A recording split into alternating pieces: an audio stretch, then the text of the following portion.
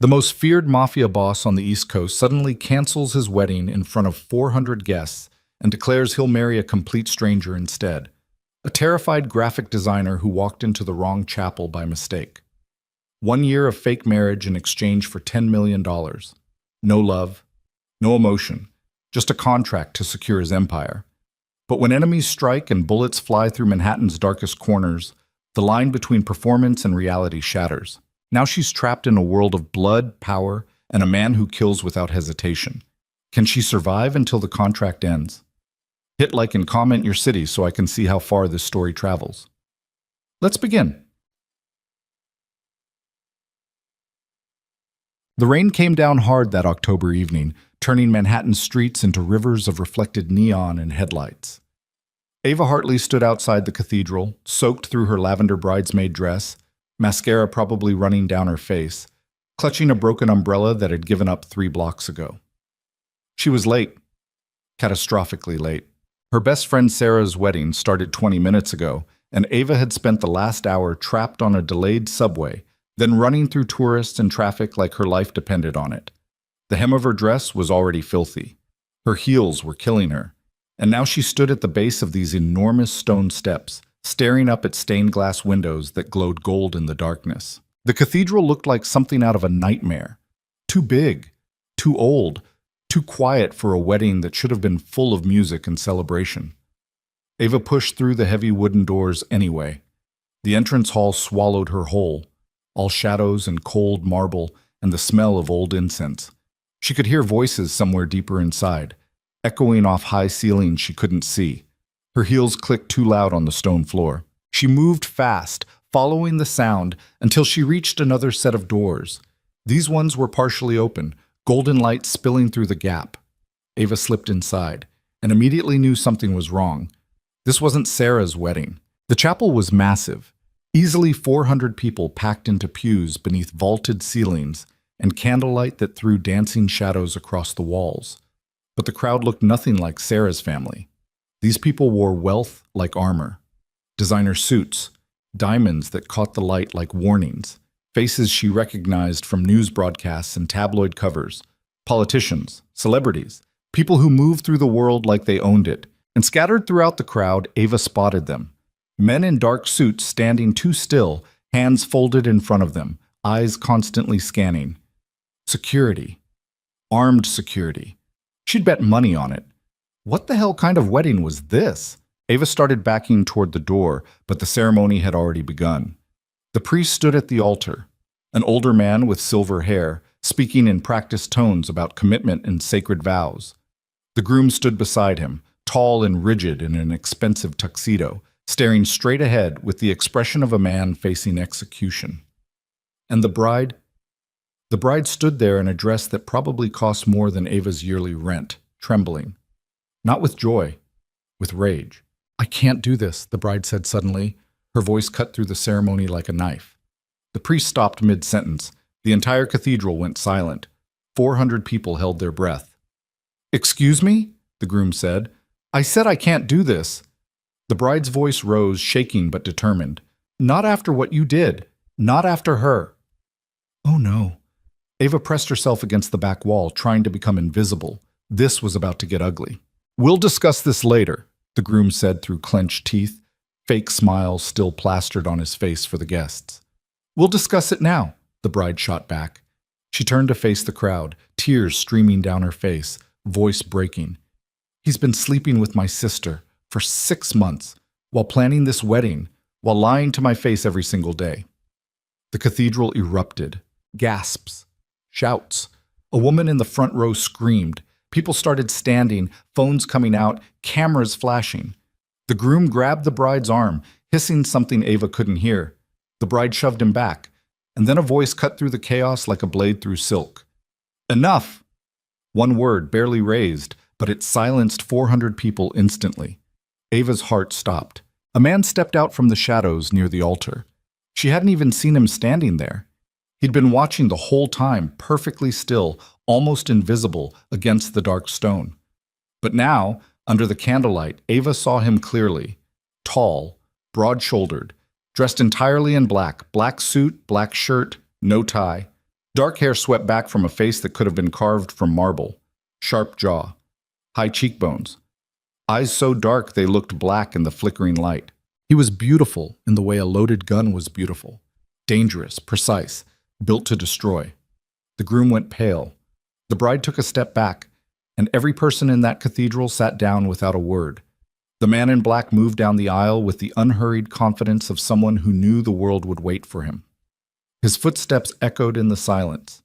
People leaned away as he passed, like he was radioactive. He stopped in front of the altar, hands in his pockets, and looked at the groom with an expression of pure disdain. "You embarrass the family," he said quietly, "in front of everyone who matters, in front of people I do business with." "Roman, I can explain—" "Shut up." Roman's voice didn't rise. It didn't need to. "You had one job. Marry well. Strengthen our alliances. Instead, you fucked her sister and turned our family into a joke." Ava's blood went cold. Roman Moretti. She'd heard that name before, seen it in newspapers, whispered in the kinds of conversations people had when they thought no one was listening. Roman Moretti, the Mafia boss who controlled half of New York's underground, and Ava had just walked into his family's wedding. She needed to leave, now, right now, before anyone noticed she didn't belong here. Or anyone, Ava started edging toward the door, moving as quietly as possible, praying the shadows would hide her. "Where do you think you're going?" Roman's voice stopped her dead. Ava turned slowly. Every eye in the cathedral was now on her. 400 people staring at the nobody in the dirty lavender dress who'd somehow crashed the Moretti family's private ceremony. Roman looked at her like she was a puzzle he was deciding whether to solve or destroy. "I'm sorry," Ava stammered, voice barely working. "Wrong chapel. I was looking for a different wedding. I'll just—" "Stay," Roman said. It wasn't a request. Ava's legs locked. She couldn't move even if she wanted to. Roman studied her for a long moment, something calculating moving behind those dark eyes. Then he turned back to the disgraced groom and the sobbing bride. "This wedding is over," Roman announced. "Both of you will leave New York tonight, and if I ever see either of you again, I'll forget we're blood." The groom opened his mouth to argue. Roman's expression didn't change, but two of those armed men in suits immediately appeared beside the groom, hands on his shoulders. The groom shut his mouth. Within seconds, they were escorting him and the bride down the aisle and out of the cathedral. Whispers started rippling through the crowd. Roman let them talk for exactly 10 seconds. Then he raised one hand and silence fell again. "My grandfather," Roman said, voice carrying to every corner of the massive space, "made a decree before he died. The Moretti Empire can only be inherited by a married heir. No wife, no control. My 35th birthday is in 3 days. If I'm not married by then, everything passes to my uncle Salvatore." Ava didn't understand why he was saying this out loud. This sounded like private family business, not something you announced to 400 people. But then Roman turned and looked directly at her, and Ava's stomach dropped into her shoes. "You," Roman said, walking toward her. "What's your name?" "Ava." It came out as a whisper. "Ava Hartley." "Do you have a husband, Ava Hartley?" "No." "Boyfriend?" "No." "Family who'll come looking for you?" Ava's throat closed. "I have a mother. Why are you asking me this?" Roman stopped 3 feet away. Up close, he was even more terrifying. 6'3" at least, eyes like black ice. And when he looked at her, Ava felt like he could see every secret she'd ever kept, every fear she'd ever swallowed. "Because I need a wife," Roman said calmly. "And you walked in at the right time." The cathedral erupted again, voices overlapping, people shouting questions, someone screaming that this was insane. But Roman ignored all of it, still staring at Ava like she was the only person in the room. "You're crazy," Ava breathed. "Probably," Roman agreed. "But I'm also serious. 1 year. Fake marriage. You play the role, appear in public, convince my enemies I'm legitimate. In exchange, I'll pay you $10 million. Ava's brain short-circuited. $10 million? Plus a penthouse, security, anything you need. Roman pulled out his phone, opened something, and showed her the screen. It was a bank account, with more zeros than Ava had ever seen in her life. "I'll transfer $1 million tonight as a signing bonus, the rest when the year ends." This is insane, Ava said again, louder this time. You don't know me. I don't know you. You can't just... I can. Roman's voice went cold. The question is whether you're smart enough to say yes. Ava looked at the screen again. $1 million. Tonight. Her mother's medical bills flashed through her mind. The collections notices stacking up on the kitchen counter. The student loans drowning her. The dreams she'd buried because survival took everything she had. $10 million could fix all of it. But this man was a criminal, a killer. Someone who ruled through fear and violence. Saying yes meant stepping into a world she didn't understand, surrounded by people who'd see her as prey. I need time to think, Ava managed. You have 30 seconds, Roman said. That's not enough. 25 seconds. Ava's heart hammered. She looked past Roman at the crowd of wealthy, dangerous people watching this unfold like it was entertainment. She looked at the armed men positioned throughout the cathedral. She looked at the stained glass windows and the candlelight and the shadows that seemed to grow darker with every passing second. And then she looked at Roman Moretti, the man who'd just offered her more money than she'd ever dreamed of having. The man who looked at her like she was a problem to solve, not a person. The man whose eyes held nothing but cold calculation. Why me? Ava asked. You could pick anyone. Why some random stranger who walked into the wrong room? For the first time, something almost human flickered across Roman's face. Because you're nobody. No connections to my enemies, no ulterior motives. No one will see this coming. He paused. And because you look terrified, which means you're smart enough to understand what you're stepping into. 10 seconds, Roman added. Ava closed her eyes, thought of her mother's face, thought of the tiny apartment in Queens, thought of every dream she'd deferred and every hope she'd killed. Then she thought of the alternative, going back to her life, the debt, the exhaustion, the slow suffocation of never having enough. She opened her eyes. Okay, Ava whispered. I'll do it. Roman smiled. It was the most terrifying thing Ava had ever seen, not because it was cruel, but because it was genuine. Like she'd just made him very, very happy. Good, Roman said. He turned to the priest who stood frozen at the altar. We're doing this now. You'll marry us. Tonight. The priest opened his mouth to protest. Roman looked at him. The priest closed his mouth and nodded. Wait, Ava said, panic rising. Now? Right now? The clock's ticking, Roman said. He held out his hand. This only works if we do it immediately, before anyone has time to question it or investigate you. We marry tonight, announce it tomorrow, and by the time my birthday arrives, it'll be too late for Salvatore to challenge it. Ava stared at his outstretched hand like it was a snake. Once you take my hand, Roman said quietly, there's no going back. You understand that? Ava understood. She understood she was about to make a deal with the devil. She understood her life would never be the same. She understood that this beautiful, terrifying man would own her for the next year, but she also understood that $10 million meant freedom. So Ava reached out and took Roman's hand. His grip was firm, warm. And the moment their skin touched, Ava felt the cathedral shift around her, like reality had cracked, and she'd fallen through into something darker. Roman pulled her toward the altar. The crowd erupted into chaos again, people standing, shouting questions, cameras flashing. But Roman ignored them completely, walking Ava down the aisle like they'd planned this for months. The priest waited for them, looking like he might be sick. Do it fast, Roman told him. The ceremony was a blur. Ava heard the words but couldn't process them. Her hand shook as Roman slid a ring onto her finger, a massive diamond that appeared out of nowhere, probably meant for the original bride. When the priest asked if she took Roman Moretti as her husband, Ava's voice barely worked. I do, she whispered. Roman's response was steady, clear. I do. You may kiss the bride, the priest said weakly. Roman turned to Ava, leaned down, and kissed her. It was brief, professional. His lips barely touched hers, but Ava felt it everywhere. The heat of his mouth, the pressure of his hand on her lower back, the way every person in that cathedral held their breath. When Roman pulled away, his eyes met hers. Welcome to the family, he said quietly. Mrs. Moretti. Ava's legs nearly gave out. Roman caught her elbow, steadying her, and guided her back down the aisle. People were screaming questions now.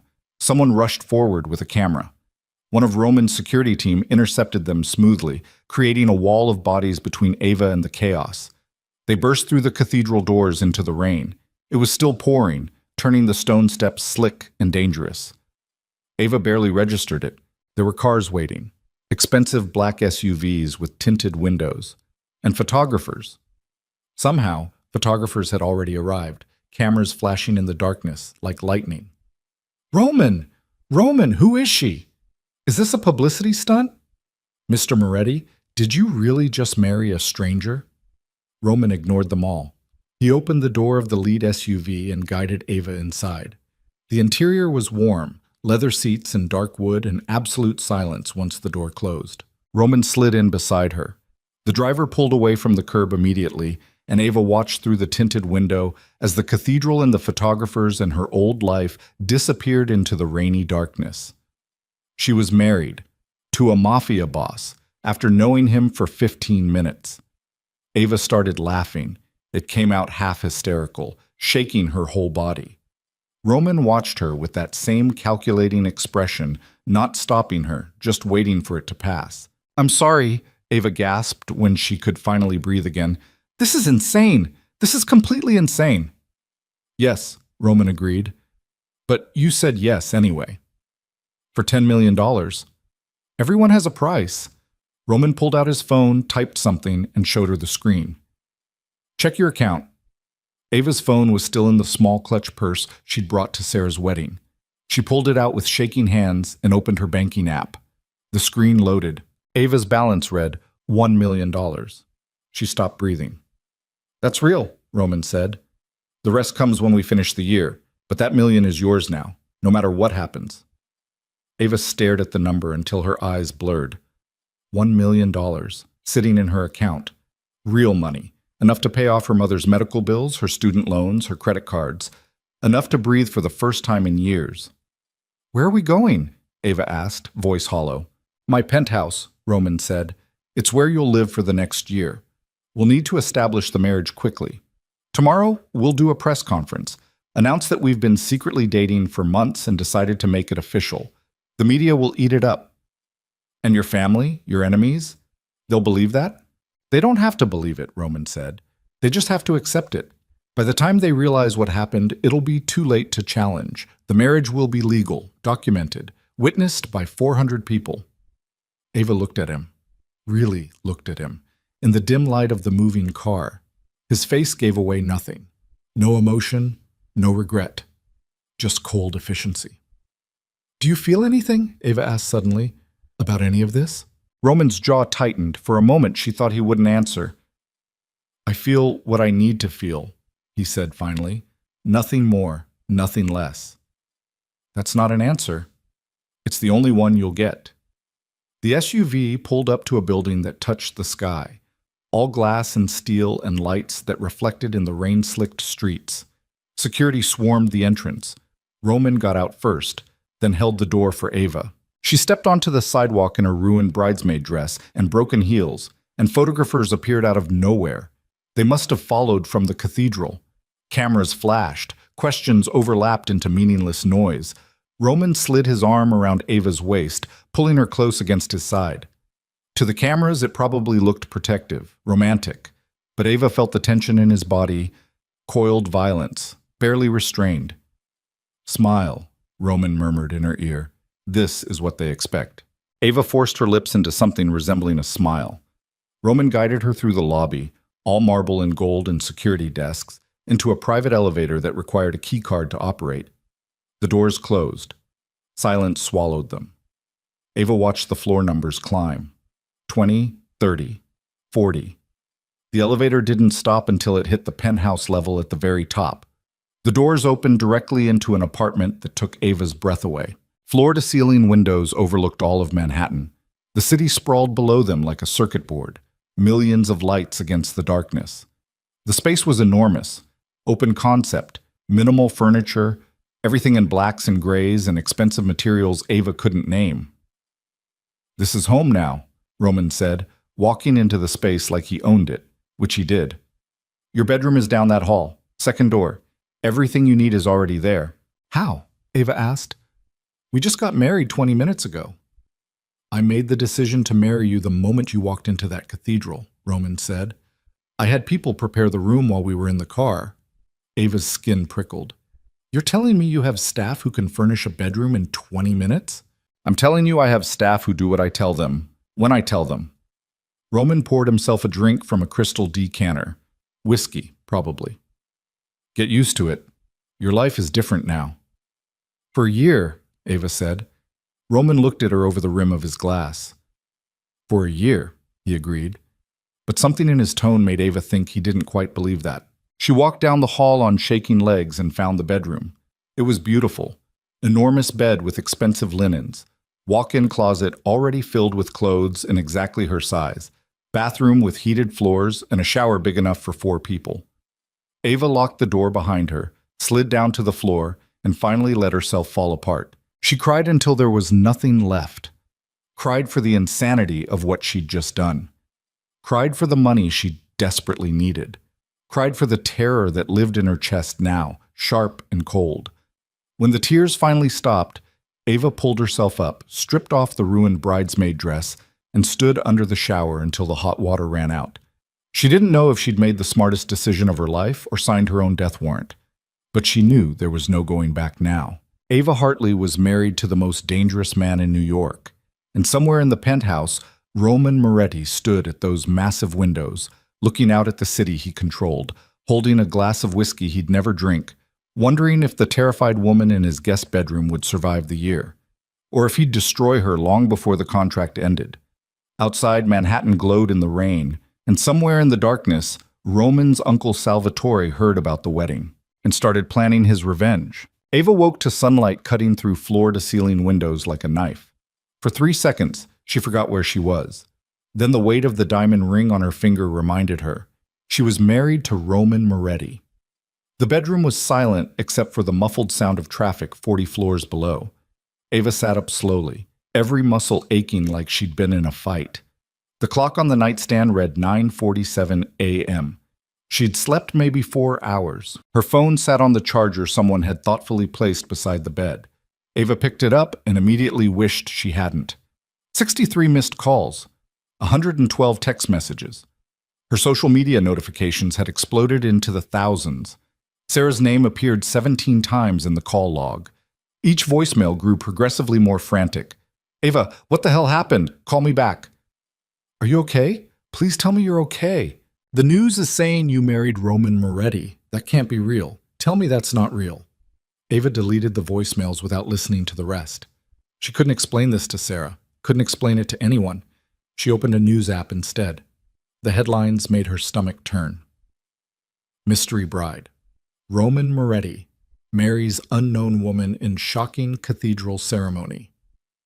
Who is Ava Hartley? Everything we know about the Mafia boss's new wife. Moretti Empire crisis. Averted. Surprise wedding saves crime family legacy. There were photos. So many photos.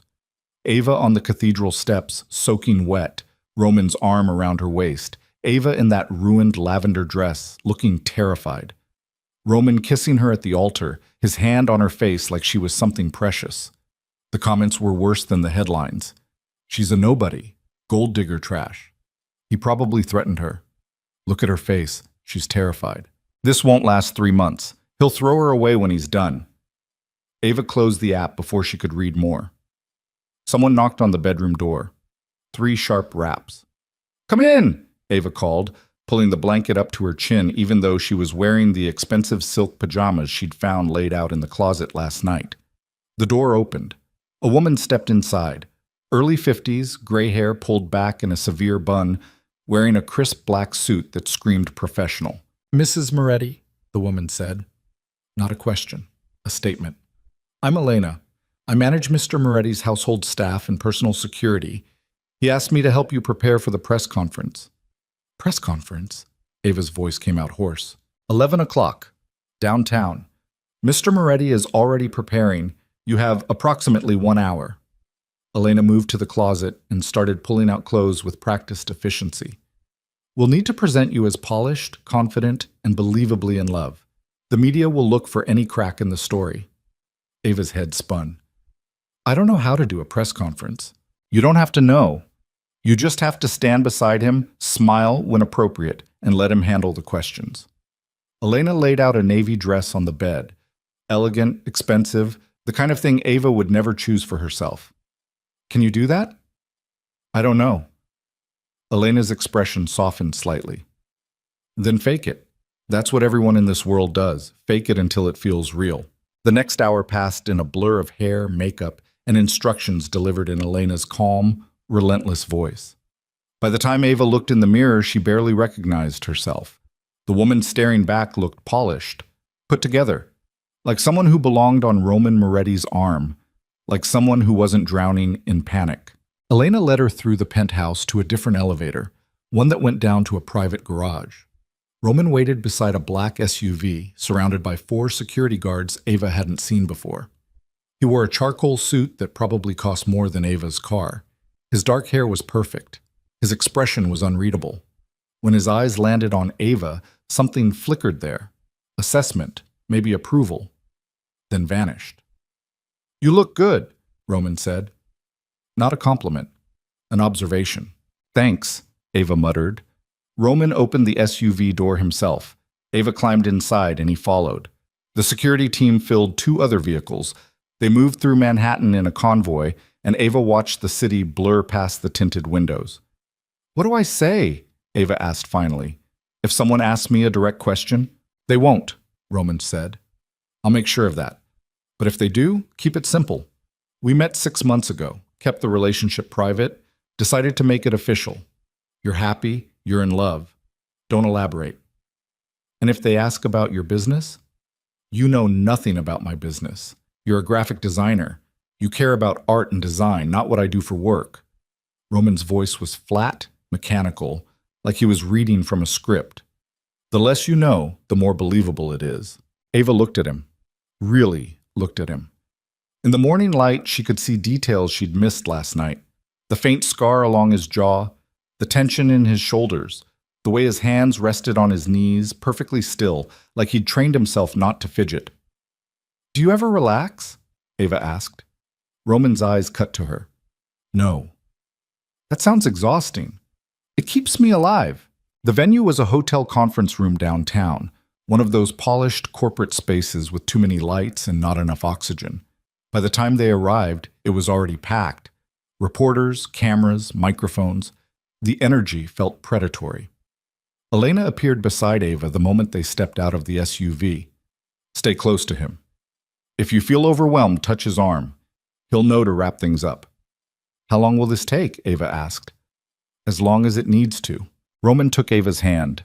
His grip was firm, almost possessive. They walked into the conference room together, and the cameras erupted into a frenzy of flashes and clicking shutters. A podium waited at the front of the room. Roman guided Ava to stand beside it, then stepped up to the microphones. The room fell silent instantly. "Thank you for coming," Roman said, voice smooth and controlled. "I know yesterday's ceremony surprised many people. I'm here to address that directly." He turned slightly, looking at Ava with an expression that made her chest tighten. It was perfect, soft, almost tender, completely fake. "Ava and I have been together for 6 months," Roman continued, turning back to the crowd. "We kept our relationship private out of respect for her privacy and safety.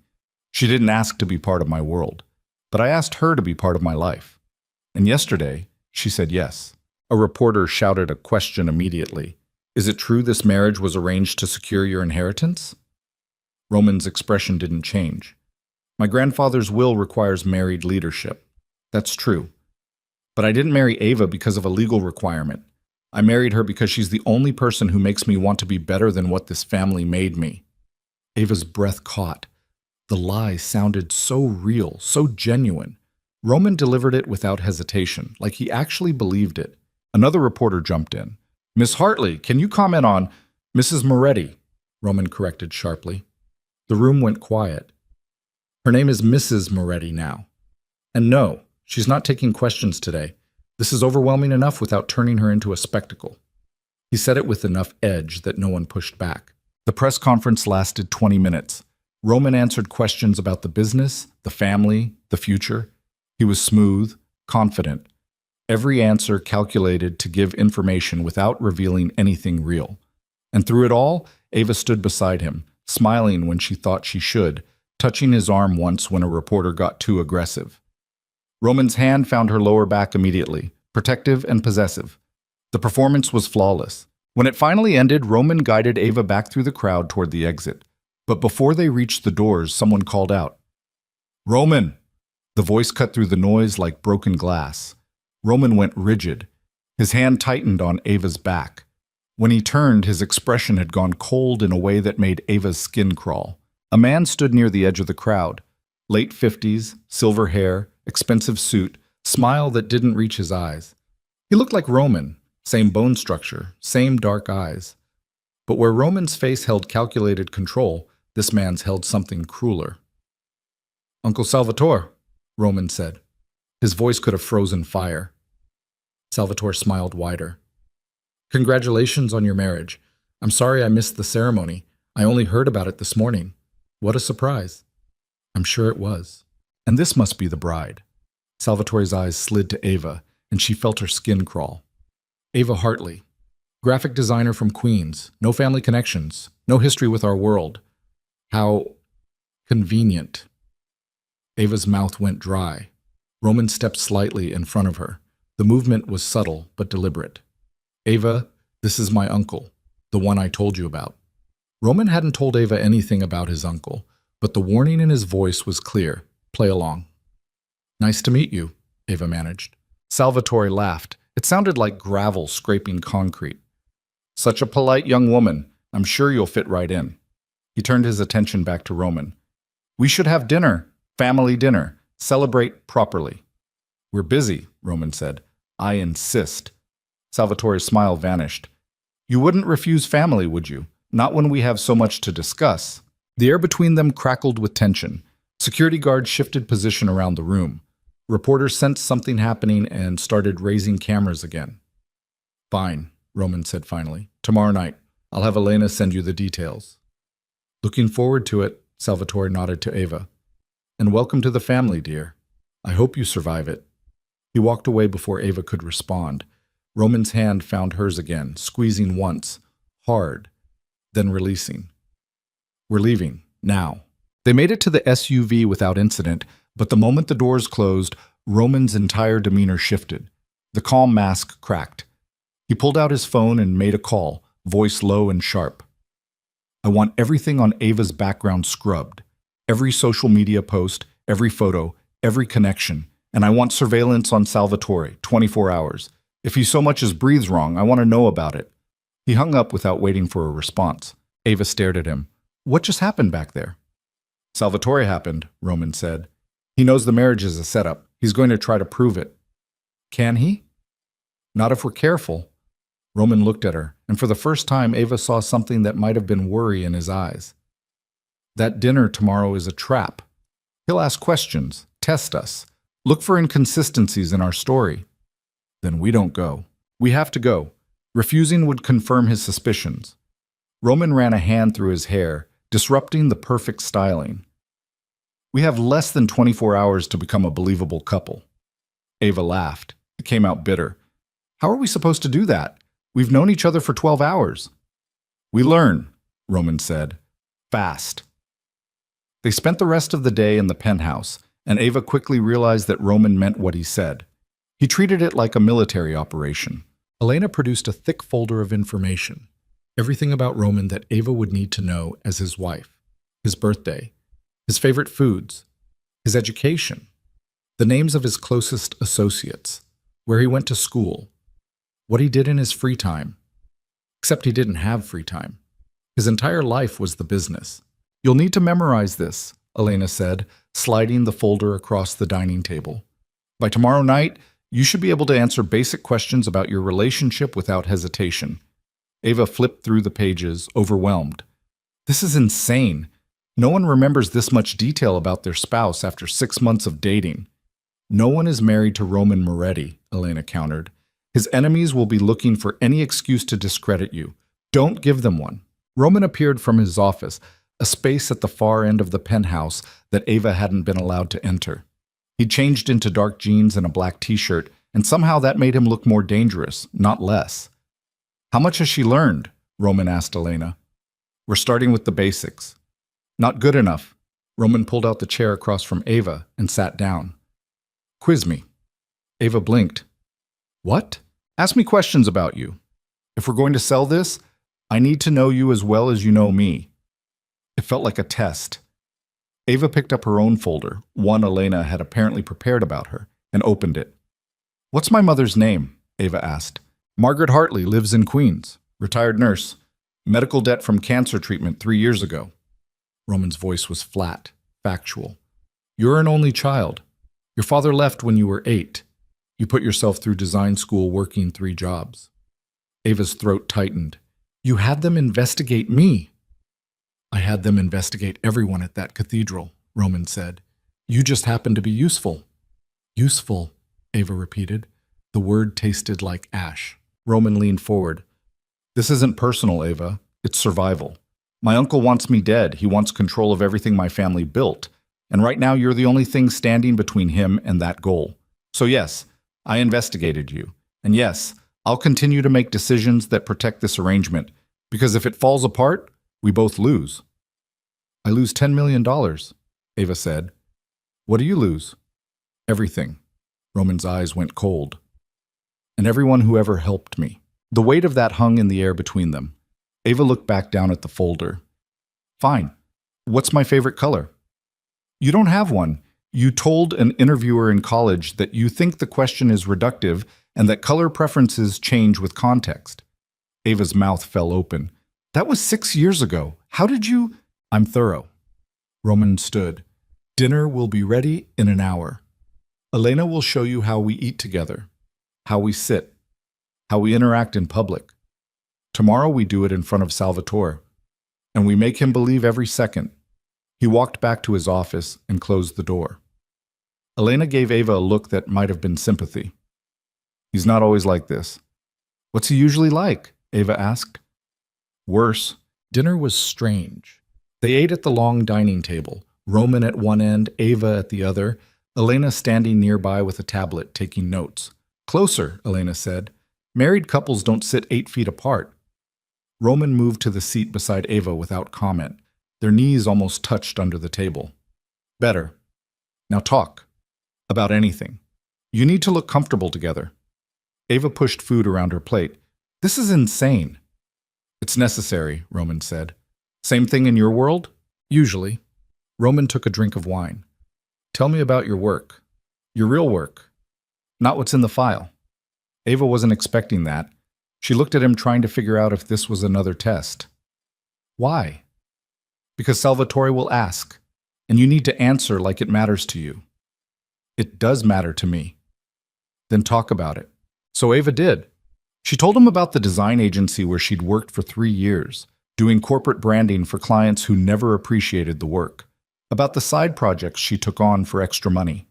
Logos for small businesses, wedding invitations, book covers. About the dreams she'd shelved because dreams didn't pay medical bills. Roman listened, really listened, didn't interrupt, didn't check his phone, just watched her with those dark, unreadable eyes. You're good at this, Roman said when she finished. At what? Talking about things you care about. You stopped looking scared. Ava realized he was right. For 5 minutes, she'd forgotten she was sitting across from a Mafia boss. She'd just been talking about design. Your turn, Ava said. Tell me something real. Something not in the file. Roman's jaw tightened. Pass. That's not fair. Life's not fair. Roman stood, taking his plate to the kitchen. We're done for tonight. Get some sleep. Tomorrow's going to be worse. But Ava couldn't sleep. She lay in the expensive bed, staring at the ceiling, her mind racing. The press conference, Salvatore's smile, Roman's cold efficiency, the $1 million sitting in her account like proof of a deal with the devil. Around 2 a.m, Ava gave up. She pulled on a robe and wandered out into the penthouse. The lights were dimmed, but the city glow through the windows provided enough illumination to see. Ava walked to the kitchen, thinking about tea, and stopped. Roman stood at the windows, silhouetted against Manhattan's skyline. He wore the same clothes from dinner. His hands were in his pockets. He didn't move when Ava approached. Can't sleep? Ava asked quietly. I don't sleep much. Why not? Roman was silent for a long moment. Because people I trust get killed when I'm not watching. The rawness in his voice made Ava's chest ache. She moved to stand beside him at the window. 40 floors below, the city pulsed with life. Cars moving like blood cells through veins, lights in windows where other people lived other lives. Can I ask you something? Ava said. You can ask. I might not answer. Why did you really choose me? The truth this time.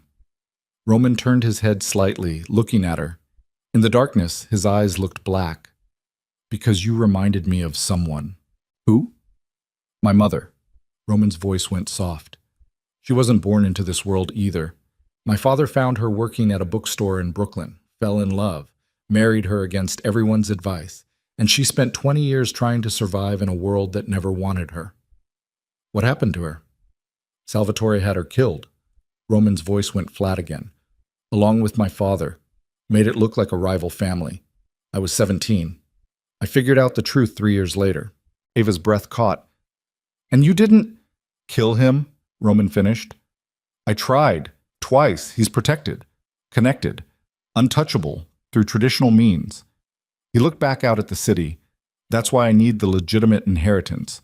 Once I control the family legally, I can dismantle his power piece by piece, make him irrelevant. And when he's finally vulnerable, he didn't finish the sentence. He didn't need to. I'm sorry, Ava whispered. About your parents. Don't be. It was a long time ago. Grief doesn't work like that. Roman looked at her sharply. What do you know about grief? My father. Ava surprised herself by answering. He didn't die. He just left. But I grieved him anyway. Grieved the dad I thought I had. Grieved the family I thought we were. She swallowed hard. Sometimes absence hurts as much as death. Something shifted in Roman's expression. Not softening exactly, but recognition. Your mother, Roman said carefully. The medical debt. Is she okay now? She's in remission, but the bills nearly destroyed her. Destroyed us. Ava touched the ring on her finger. That's why I said yes. I couldn't watch her drown anymore. That's why I picked you, Roman said. You have something to protect. Something real. That makes you dangerous in ways Salvatore won't expect. I'm not dangerous. Everyone's dangerous when they're cornered. Roman turned fully toward her. Tomorrow night, Salvatore is going to try to break us apart. He'll say things designed to make you doubt me, to make you afraid. You need to be ready. I'm already afraid, Ava admitted. Good. Fear keeps you alive. Just don't let him see it. They stood there in the darkness, two strangers bound by a contract and circumstance, and Ava felt something shift between them. Not trust. Not yet. But maybe the beginning of understanding. Get some rest, Roman said finally. Tomorrow starts early. Ava nodded and walked back to her bedroom. This time, sleep came easier. But in the morning, everything went wrong. Ava woke to shouting. She shot out of bed and ran into the main room, where Roman stood with his phone pressed to his ear, voice sharp as broken glass. When? Roman demanded. How many? Elena appeared from somewhere, her face pale. She saw Ava and shook her head once. Stay quiet. Roman ended the call and threw the phone across the room. It hit the wall and shattered. What happened? Ava asked. Ava. Roman turned to her. His eyes were black with rage. Salvatore made his move. 3 of my warehouses burned down overnight. Millions in inventory. Gone. He did that? He did that. Roman's voice shook with controlled fury. And he made sure it couldn't be traced back to him. This is a message. He's telling me he can destroy everything I've built, and there's nothing I can do about it. What do we do? We go to dinner tonight like nothing happened, Roman said. We smile. We play the happy couple, and we let him think he's winning. Is he? Ava asked. Winning? Roman's expression went cold. Not even close. The rest of the day passed in a tense haze. Roman disappeared into his office, making calls, issuing orders. Ava could hear his voice through the door, low, sharp, dangerous. Elena helped Ava prepare for dinner. Another dress. More makeup. More instructions. Whatever he says tonight, Elena told her, don't react. Don't defend yourself. Don't argue. Just smile and let Roman handle it. And if I can't, then we're all in trouble. The restaurant was in Lower Manhattan, one of those places that didn't have prices on the menu because if you had to ask, you couldn't afford it. Salvatore had chosen it deliberately, his territory, his rules. Roman kept his hand on Ava's back as they entered. The maitre d' led them to a private room in the back, where Salvatore waited at a table set for 6. He wasn't alone. 2 other men sat with him, younger, early 30s, wearing expensive suits and expressions that made Ava think of wolves. And a woman, older, elegant, watching everything with sharp, calculating eyes. "Roman," Salvatore said, standing. "And the lovely Ava. Please, sit." Roman pulled out Ava's chair. She sat, and he took the seat beside her, close enough that their arms touched. Salvatore introduced the others. "My sons, Dante and Marco. And this is Lucia. She handles our family's legal affairs." Everyone shook hands. Everyone smiled. The entire thing felt like watching snakes dance. Dinner began with small talk. Weather, business, the city. Salvatore played the gracious host perfectly, but Ava felt the trap closing with every passing minute. Then Salvatore struck. "So, Ava," he said, setting down his wine glass, "tell me how you met my nephew." Roman's hand found Ava's under the table, squeezed once. "At a gallery opening," Ava said, keeping her voice steady. 6 months ago. He was there with clients. I was there because a friend's artwork was featured." "How romantic," Lucia said. Her smile was ice. "And you had no idea who he was?" "I knew he was important. I didn't know he was Roman Moretti until later." "But you'd heard the name before?" Dante asked. "Of course." "And that didn't scare you?" Marco leaned forward, "Knowing what he does." Roman's voice cut in, sharp. "She doesn't know what I do, and she doesn't need to." "That's convenient," Salvatore said. "A wife who knows nothing, sees nothing. Very traditional." The word dripped with sarcasm. "What exactly are you implying, Uncle?" Roman asked. "I'm not implying anything." Salvatore smiled. "I'm just curious how a graphic designer from Queens ends up married to the most eligible bachelor in New York's underground, within 6 months, without anyone knowing about it." "We kept it private," Ava said. "Clearly." Lucia pulled out a tablet and slid it across the table. "I took the liberty of researching Mrs. Moretti's background, financial records, employment history, social connections." Ava's blood went cold. The tablet showed everything: her mother's medical bills, her student loans, her bank statements from before the wedding, balances hovering near 0 month after month. "Interesting timing," Lucia continued. "Miss Hartley was drowning in debt 6 months ago, and now suddenly she's married to a billionaire. One might wonder if this relationship is based on love or financial necessity." Roman's hand tightened on Ava's. A warning. "Don't react." "My wife's financial situation is none of your business," Roman said coldly. "But it's the family's business," Salvatore countered. "You married her to secure your inheritance. We all know that. The question is whether she understood what she was signing up for, or if you coerced her." "He didn't coerce me," Ava said. Her voice came out stronger than she felt. "I married him because I love him." The room went silent. Salvatore leaned back in his chair, studying Ava like she was a specimen under glass. "Love. How sweet. Tell me, dear, what do you love about him?" It was a trap. Ava knew it was a trap, but she couldn't think of a single believable answer because she didn't love Roman. She barely knew him. Roman's thumb moved against her palm. Once, twice, a rhythm, a message. "Trust me." "I love that he's honest," Ava said slowly, "even when the truth is ugly. I love that he doesn't pretend to be something he's not. And I love that when he looks at me, I don't feel invisible anymore." The words came out raw, real, because somewhere in the lie, Ava had touched something true.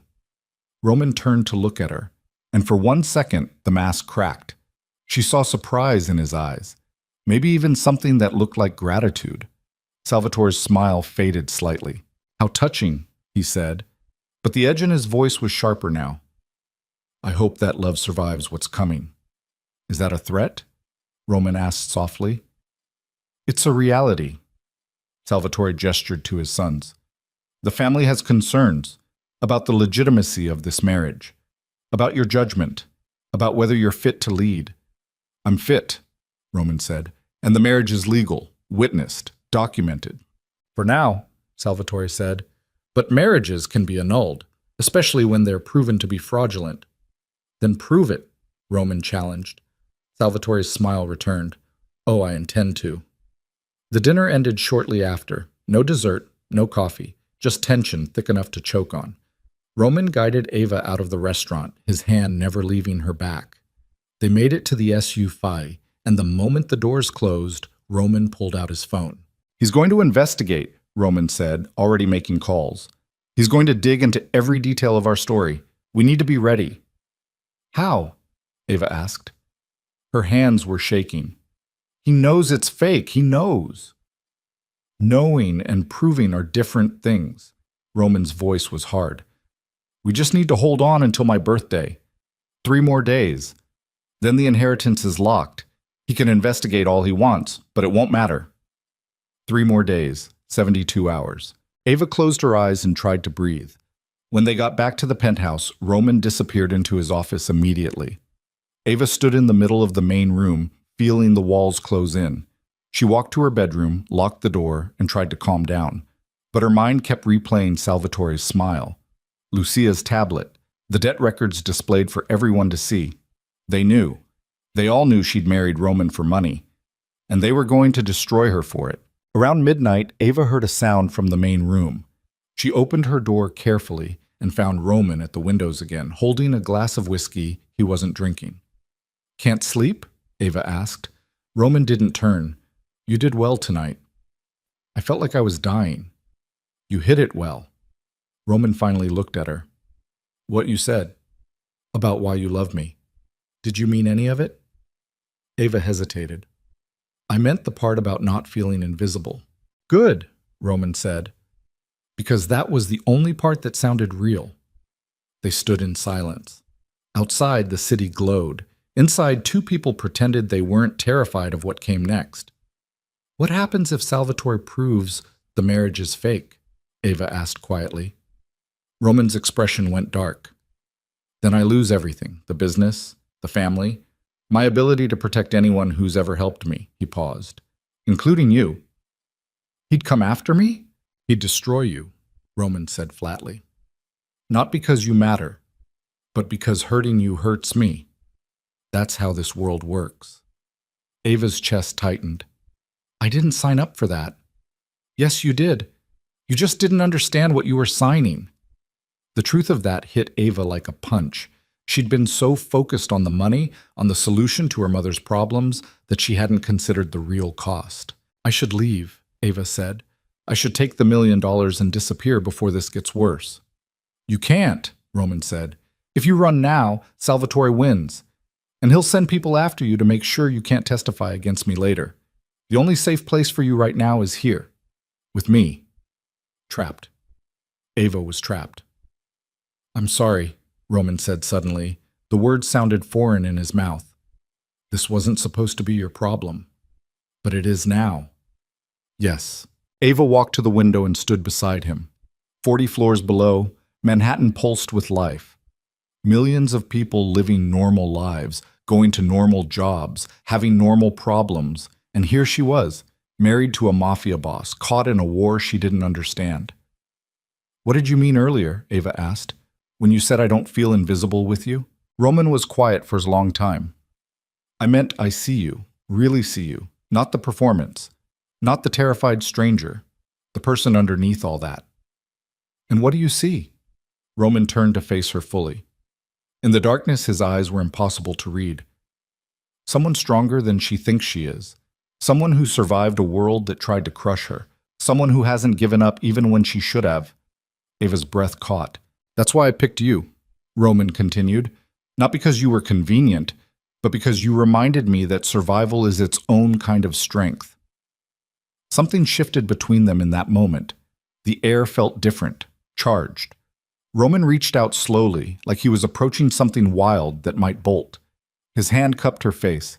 His thumb brushed her cheekbone. This wasn't supposed to happen, Roman murmured. What wasn't? This. His eyes dropped to her mouth, wanting to kiss you for real. Ava's heart hammered. Roman! He kissed her. Not like at the cathedral, not performed for cameras or witnesses. This kiss was real, deep, devastating. His hand slid into her hair, his other arm wrapped around her waist, pulling her against him. And Ava stopped thinking entirely. She kissed him back, desperately. Her hands found his chest, his shoulders, his jaw. The glass of whiskey fell from his hand and shattered on the floor. Neither of them cared. Roman backed her against the window. The cold glass pressed against her spine. His mouth moved to her neck, her jaw, back to her lips. Ava made a sound she'd never heard herself make before. Tell me to stop, Roman breathed against her mouth. Ava should have said it, should have pushed him away. This was a mistake, a disaster waiting to happen. But instead she pulled him closer and whispered, Don't. Roman groaned and kissed her harder. His hands moved down her sides, over her hips, lifting her slightly. Ava wrapped her arms around his neck and let herself fall. They made it as far as the couch before Roman pulled back, breathing hard. We can't, he said roughly. This complicates everything. Everything's already complicated, Ava pointed out. This makes it worse. Roman ran a hand through his hair. If Salvatore finds out we're actually... He stopped himself. Actually what? Ava asked. Roman looked at her like she'd asked him to solve an impossible equation. I don't know. They stood there in the broken glass and scattered furniture cushions, two people who'd agreed to a fake marriage now facing something that felt dangerously real. I should go to bed, Ava said finally. Ava, good night, Roman. She walked to her bedroom and closed the door before he could say anything else. Her whole body shook. Her lips felt swollen. Her mind raced. What the hell had just happened? In the main room, Roman stood alone, staring at the spot where Ava had been, trying to remember why he'd built walls around himself in the first place. And somewhere across the city, Salvatore Moretti received a phone call from one of his investigators. We found something, the voice said, about the girl, something that connects her to a federal witness protection inquiry from 3 years ago. Salvatore smiled. Send me everything, he said, and the trap snapped shut. Ava woke to pounding on her bedroom door. Not knocking. Pounding. Like someone was trying to break through. She shot upright, heart hammering, and checked her phone. 6:30 in the morning. She'd only been asleep for 3 hours. Ava. Roman's voice came through the door. Sharp, cold.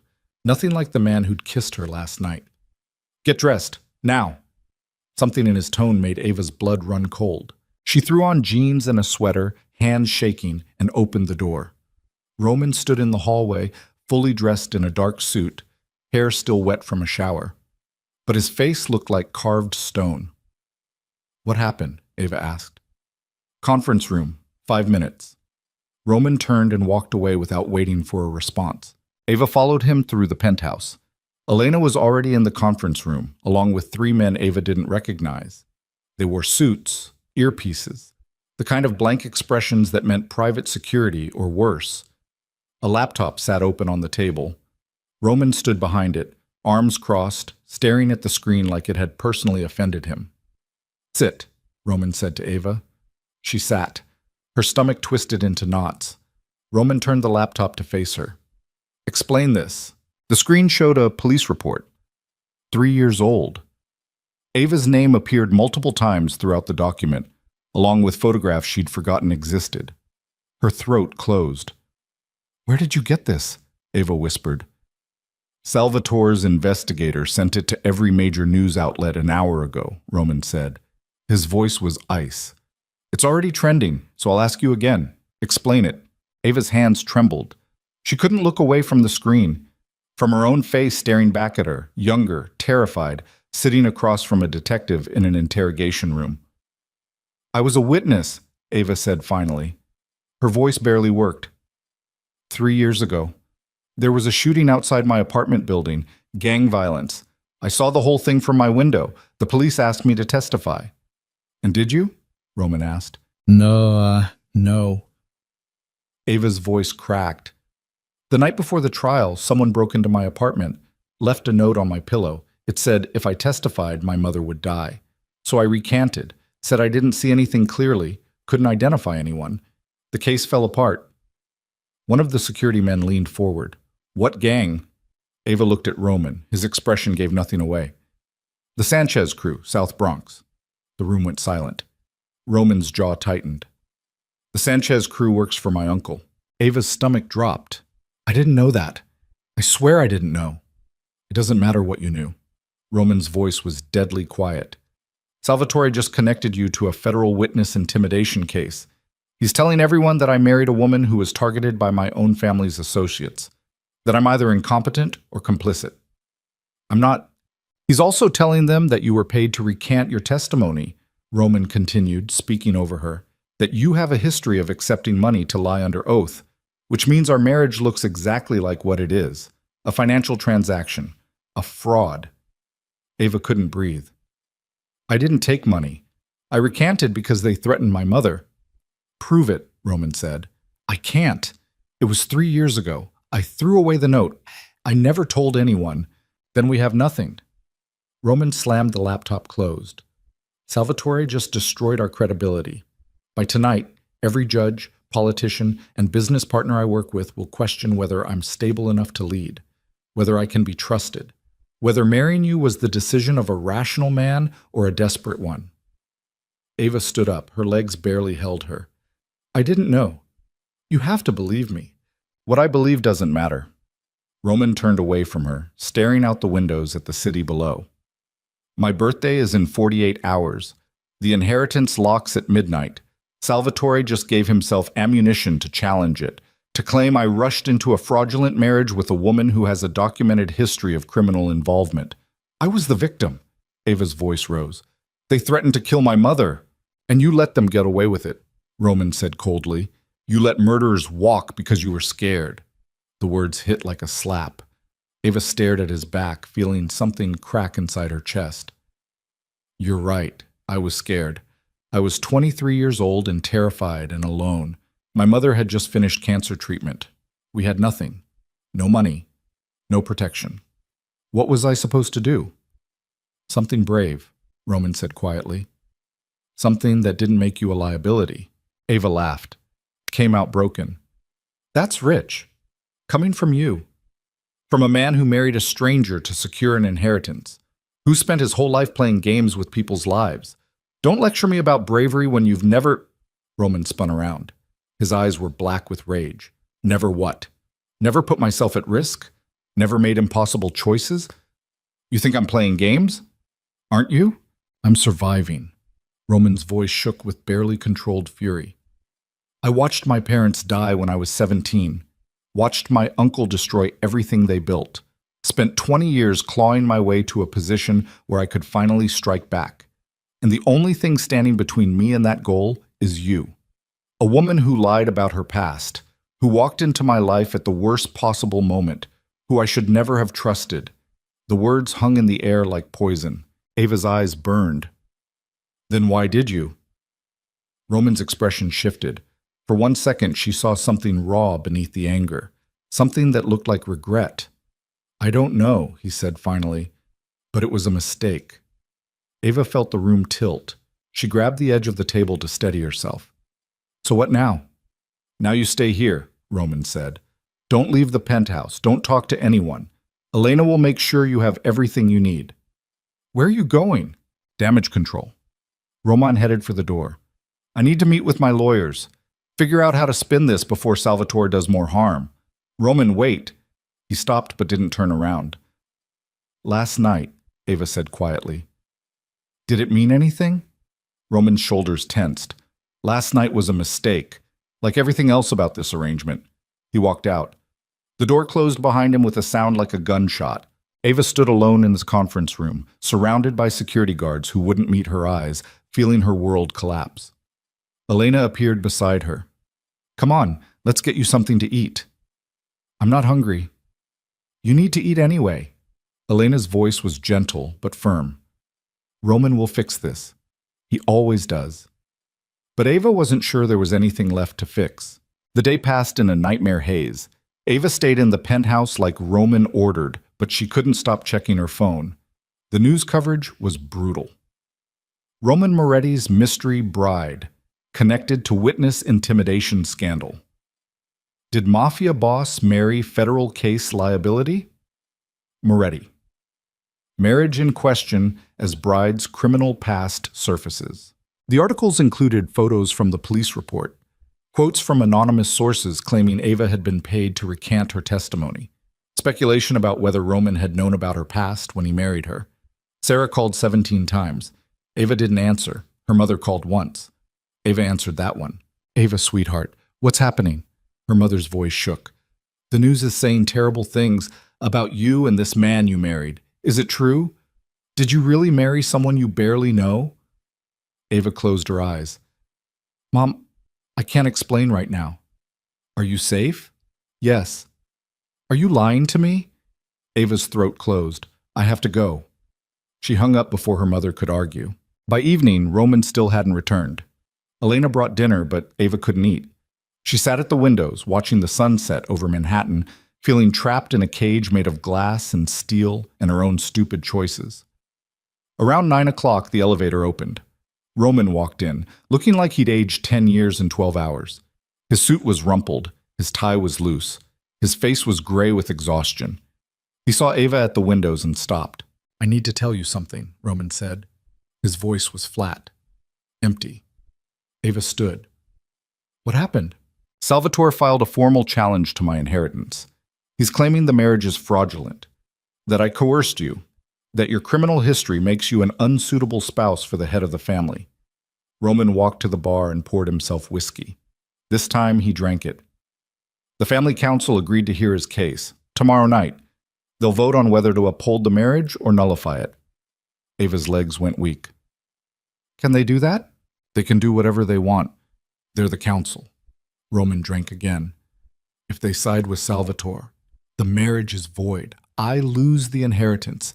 Everything transfers to him at midnight on my birthday. What do we do? We attend the hearing. We answer their questions. We try to convince 12 old men that our marriage is legitimate. Roman's laugh was bitter. Except it's not. And now they have proof. The police report doesn't prove anything, Ava argued. I was a victim. I was threatened. It proves you're connected to criminal activity, Roman interrupted. It proves you have a history with my uncle's associates. Whether you knew about the connection or not doesn't matter. It looks like I either didn't vet you properly or I'm working with Salvatore. Either way, I look incompetent. Ava felt tears burning her eyes. This is my fault. Yes, Roman said. It is. The words cut deeper than any knife. I'm sorry, Ava whispered. I'm so sorry. Sorry doesn't fix this. Roman set down his glass. I need to prepare for tomorrow. You should get some rest. He started to walk past her. Ava grabbed his arm. Don't do this, she said. Don't shut me out. We can figure this out together. Roman looked down at her hand on his arm. When he met her eyes, there was nothing there. No warmth, no connection, just cold calculation. There is no together, Roman said quietly. There's a contract, and in 48 hours, it ends, one way or another. He pulled away and disappeared into his office. Ava stood alone in the massive penthouse, surrounded by luxury she didn't want, trapped in a marriage that was falling apart, and for the first time since this nightmare began, she let herself cry. Not quietly, not delicately. She sobbed until her chest hurt and her throat was raw and she couldn't breathe properly. She cried for her mother, for herself, for the impossible situation she'd walked into with her eyes wide open because she'd been desperate enough to believe in a fairy tale with a mafia boss. She cried until there was nothing left. Then she washed her face, fixed her hair, and made a decision. If this was going to end, she'd face it standing up. The next evening, Elena dressed Ava in black, a simple dress, elegant but severe. Hair pulled back, minimal makeup. She looked like she was going to a funeral. Maybe she was. Roman emerged from his office wearing a three-piece suit that made him look like he was going to war. His face was unreadable. He didn't speak to Ava, didn't look at her, just walked to the elevator and waited. Ava followed. They rode down in silence. The SUV was waiting in the garage. Security surrounded them. But this time, Ava noticed something different. The guards weren't just protecting Roman, they were watching her, like she was a threat. The hearing took place in a building Ava had never seen before, Old Brownstone in the financial district. No signs, no identifying marks, just a door with a buzzer and a camera. Roman pressed the buzzer. The door clicked open. Inside, the building was elegant in an old-world way. Dark wood, Persian rugs, oil paintings that probably cost more than Ava's life. A man in a suit led them down a hallway to a large room that looked like a courtroom from a century ago. 12 men sat in high-backed chairs arranged in a semicircle. They were all older, 50s to 70s, wearing expensive suits and cold expressions. Behind them, security guards lined the walls. And in the front row of seats, Salvatore sat with his sons and Lucia, all of them wearing expressions of barely concealed triumph. Roman guided Ava to 2 chairs facing the council. They sat. Roman's hand found hers under the table, squeezed once, not comfort, a warning. Play your part. An elderly man in the center chair leaned forward. Roman Moretti, you're here because a formal challenge has been filed against your marriage. Do you understand the gravity of this hearing? I do, Roman said. His voice was steady. Then let's begin. The man gestured to Salvatore. Present your evidence. Salvatore stood. He moved to the center of the room like he owned it. Gentlemen of the council, I come before you today not out of ambition, but out of concern. Concern for our family. Concern for our legacy. And concern for the man who claims to lead us. He pulled out a remote and clicked. A screen lowered behind the council. Images appeared. The police report. Photos of Ava from 3 years ago. Documentation of the Sanchez crew's connection to Salvatore's operations. My nephew married this woman, Salvatore continued, without conducting proper background checks, without understanding her history, and most troubling, without realizing she has direct connections to our own criminal network. One of the council members spoke up. Are you suggesting Roman knew about these connections? I'm suggesting incompetence at best, Salvatore said smoothly. At worst, desperation. My nephew needed a wife before his birthday. He grabbed the first woman he found. And now we're all exposed because of his reckless decision. Roman's hand tightened on Ava's. But he said nothing. Salvatore clicked again. New images appeared. Financial records. Bank statements showing the $1 million transfer from Roman to Ava. And here, Salvatore said, we see the truth. This marriage is a transaction. Roman paid this woman $1 million the night they married. Not a gift, not a gesture of love. Payment. For services rendered. Murmurs rippled through the council. She has a history of accepting money to compromise her integrity, Salvatore continued. 3 years ago, she allegedly recanted testimony against our associates. Now she's accepted money to pretend to be Roman's wife. This is a pattern, and it makes a mockery of everything our family stands for. Roman stood. His voice cut through the room. Are you finished? Salvatore smiled. Almost. I have one more piece of evidence. He clicked the remote again. Security footage appeared on the screen. Ava recognized it immediately. The penthouse. 2 nights ago. Her and Roman standing at the windows, talking. The footage had no audio, but the body language was clear. Ava crying. Roman standing apart from her. The distance between them obvious even on camera. Then the footage jumped forward. To last night. To Roman walking out of the conference room. To Ava standing alone, shoulders shaking. This, Salvatore said quietly, is a marriage in name only. They sleep in separate rooms, they barely speak. And when they do interact, it's clear there's no love, no partnership, just 2 people playing roles. Ava felt her chest constrict. Someone had been recording them. Inside Roman's own penthouse. Someone on his security team had betrayed him. Roman's expression didn't change, but Ava felt him go rigid beside her.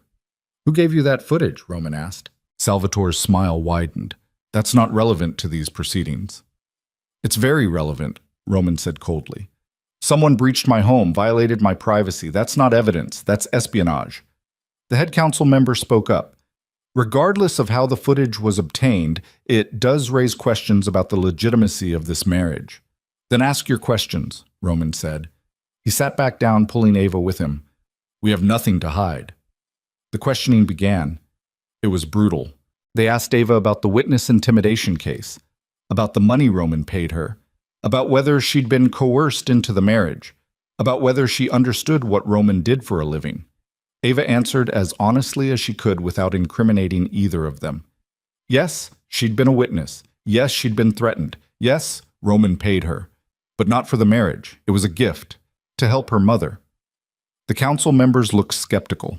They asked Roman why he'd married so suddenly, why he'd chosen Ava specifically, why he'd transferred money the same night. Roman's answers were smooth, practiced. He'd fallen in love. He'd wanted to protect Ava from her financial struggles. The timing of the marriage was simply fortunate. No one believed him. Then Salvatore delivered his final blow. "I'd like to call a witness," he said. The head council member frowned. "This is not a trial. We don't call witnesses." "Nevertheless," Salvatore said, "I think you'll want to hear what this person has to say." He gestured to the back of the room. The doors opened, and Elena walked in. Ava's blood turned to ice. Elena didn't look at Roman or Ava as she walked to the center of the room. She stood beside Salvatore, hands clasped in front of her, expression neutral. "State your name," the head council member said. "Elena Volkov. I've worked for Roman Moretti for 8 years. I manage his household and personal security." "And what do you have to tell this council?" Elena took a breath. When she spoke, her voice was clear and steady. "The marriage between Roman Moretti and Ava Hartley is fraudulent. I know because I helped arrange it." The room erupted. Roman shot to his feet. "Elena!" "I'm sorry," Elena said, finally meeting his eyes. "But I can't lie for you anymore." Ava couldn't breathe, couldn't think, couldn't process what was happening. Elena turned back to the council. "Roman needed a wife before his birthday. He chose Miss Hartley because she was convenient, a stranger with no connections. No one who would question the arrangement. He paid her $10 million. $1 million up front, the rest upon completion of a 1-year contract." She pulled a document from her jacket. "This is the contract, signed by both parties. It explicitly states the marriage is temporary and transactional. There is no love, no genuine partnership. It's a business arrangement designed to circumvent your grandfather's decree." Salvatore took the contract and handed it to the council. The head council member read it in silence. His expression grew darker with every line. Roman stood frozen. His face had gone pale. "Elena, what did you do?" "What I had to do," Elena said quietly. "Salvatore made me an offer. Financial security for my family.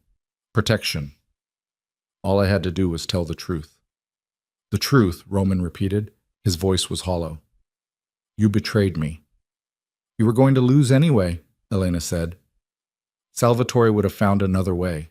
This way, at least I get something out of it." Roman looked at her like she'd put a knife in his chest. The head council member set down the contract. "Roman Moretti, do you deny that this document is legitimate?" Roman's jaw worked. Ava could see him calculating, trying to find a way out. But there wasn't one. "No," Roman said finally. "I don't deny it." The room went silent. "Then this hearing is over," the head council member said.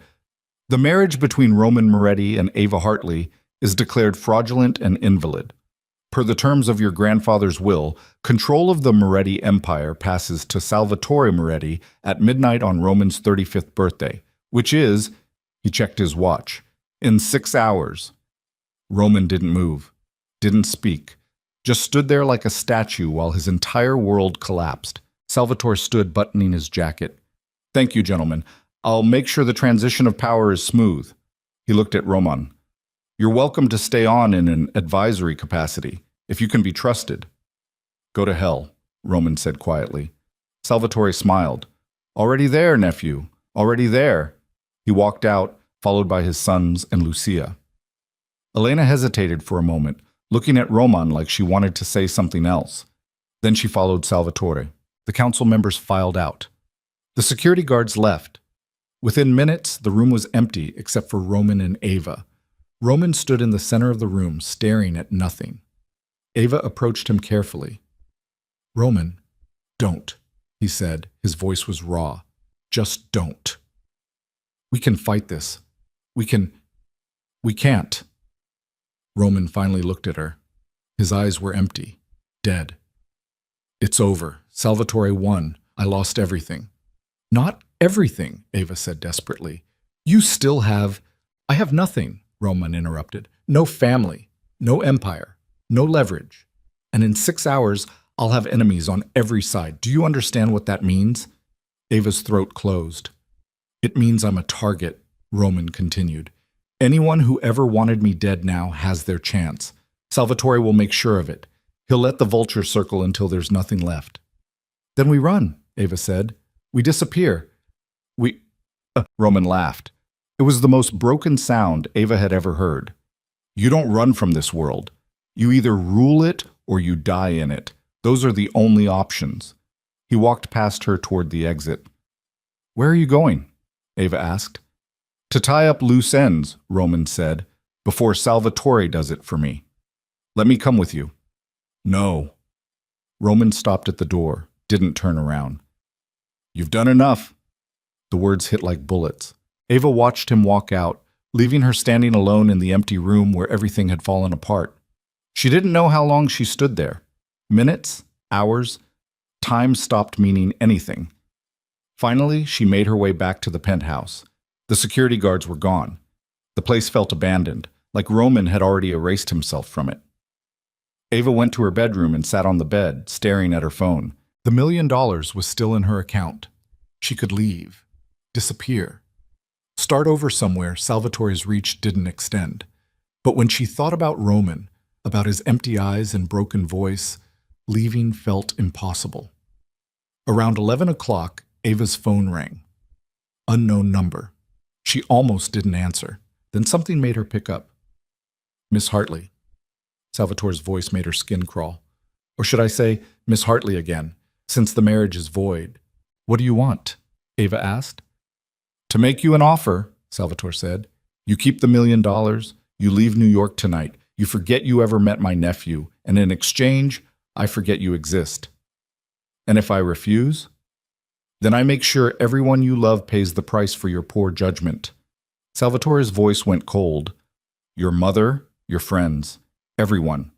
I have resources now, and I'm not as sentimental as Roman about collateral damage. Ava's hands shook. You're threatening me. I'm giving you a choice, Salvatore corrected. The smart one. The one that keeps you breathing. The line went dead. Ava sat in the darkness, feeling the walls close in. She could run, save herself, protect her mother, or she could stay. Fight back somehow, try to help Roman even though he'd pushed her away. But what could she possibly do against a man like Salvatore? She was nobody, a graphic designer from Queens who'd made one stupid decision and watched it destroy everything. Ava looked at the ring still on her finger, the massive diamond that symbolized a marriage that never really existed. She should take it off, leave it behind, walk away from this nightmare.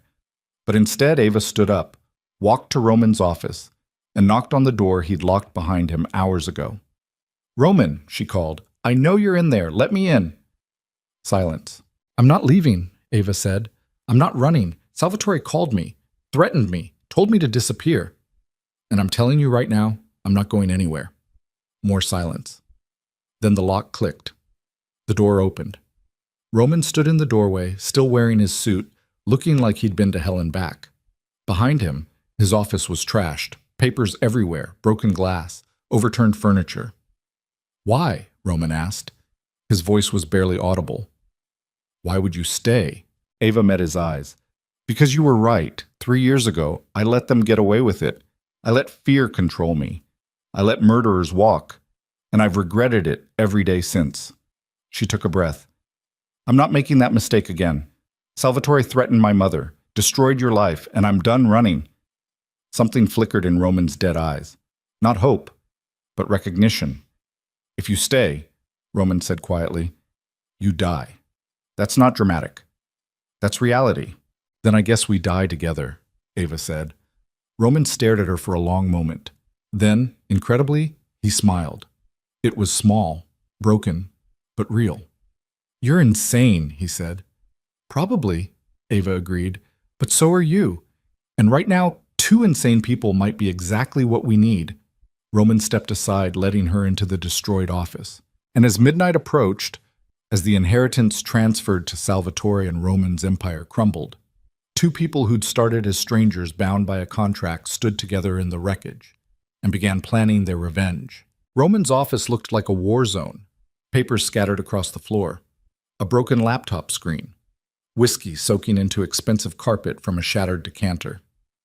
Ava stepped carefully through the wreckage and closed the door behind her. Roman stood at the windows, hands in his pockets, staring out at Manhattan like he was memorizing it.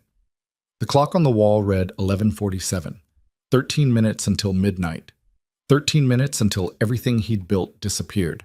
"You shouldn't be here," Roman said without turning around. "I know." Ava moved closer.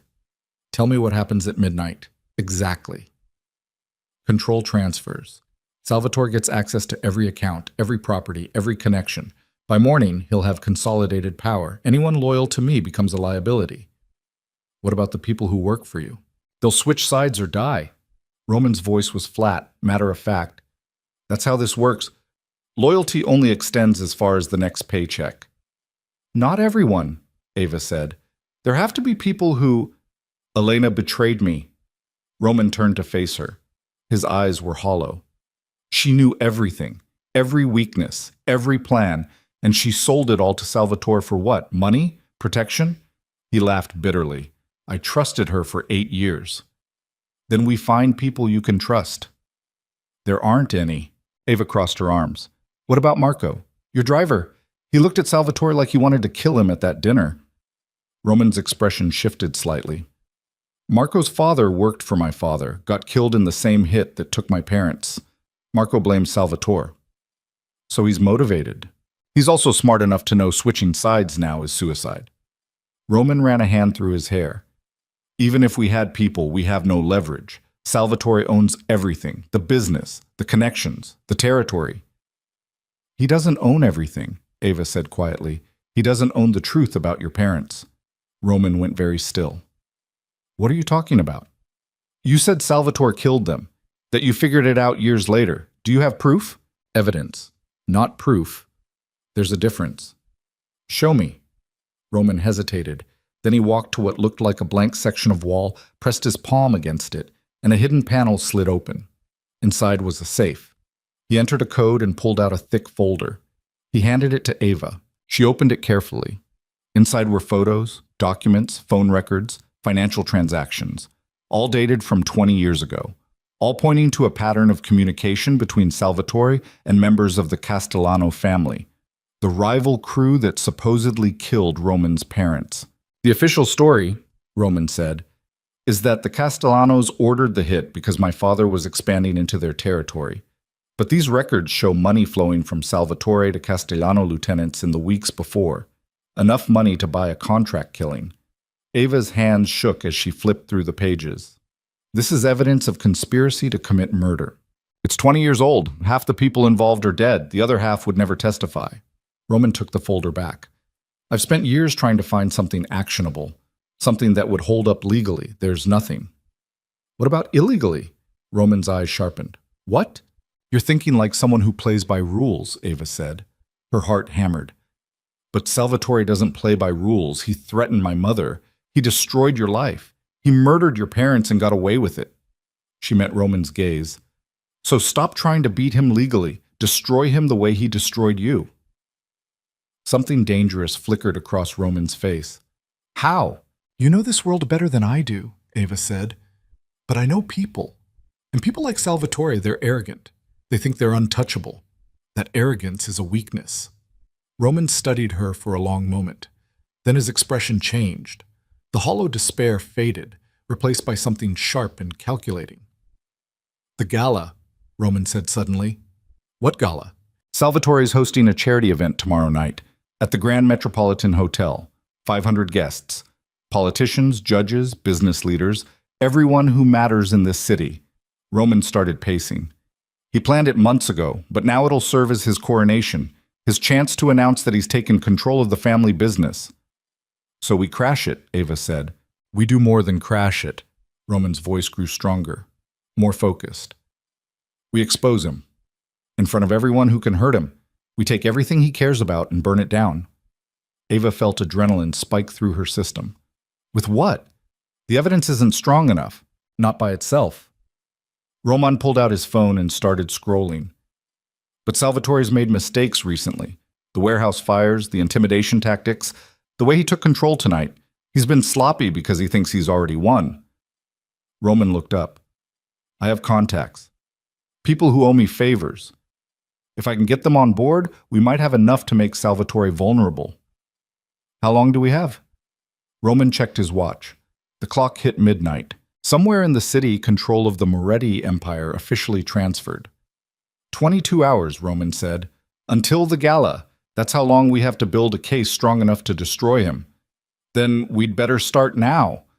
The first call Roman made was to Marco. The driver answered on the second ring, voice wary. Mr. Moretti?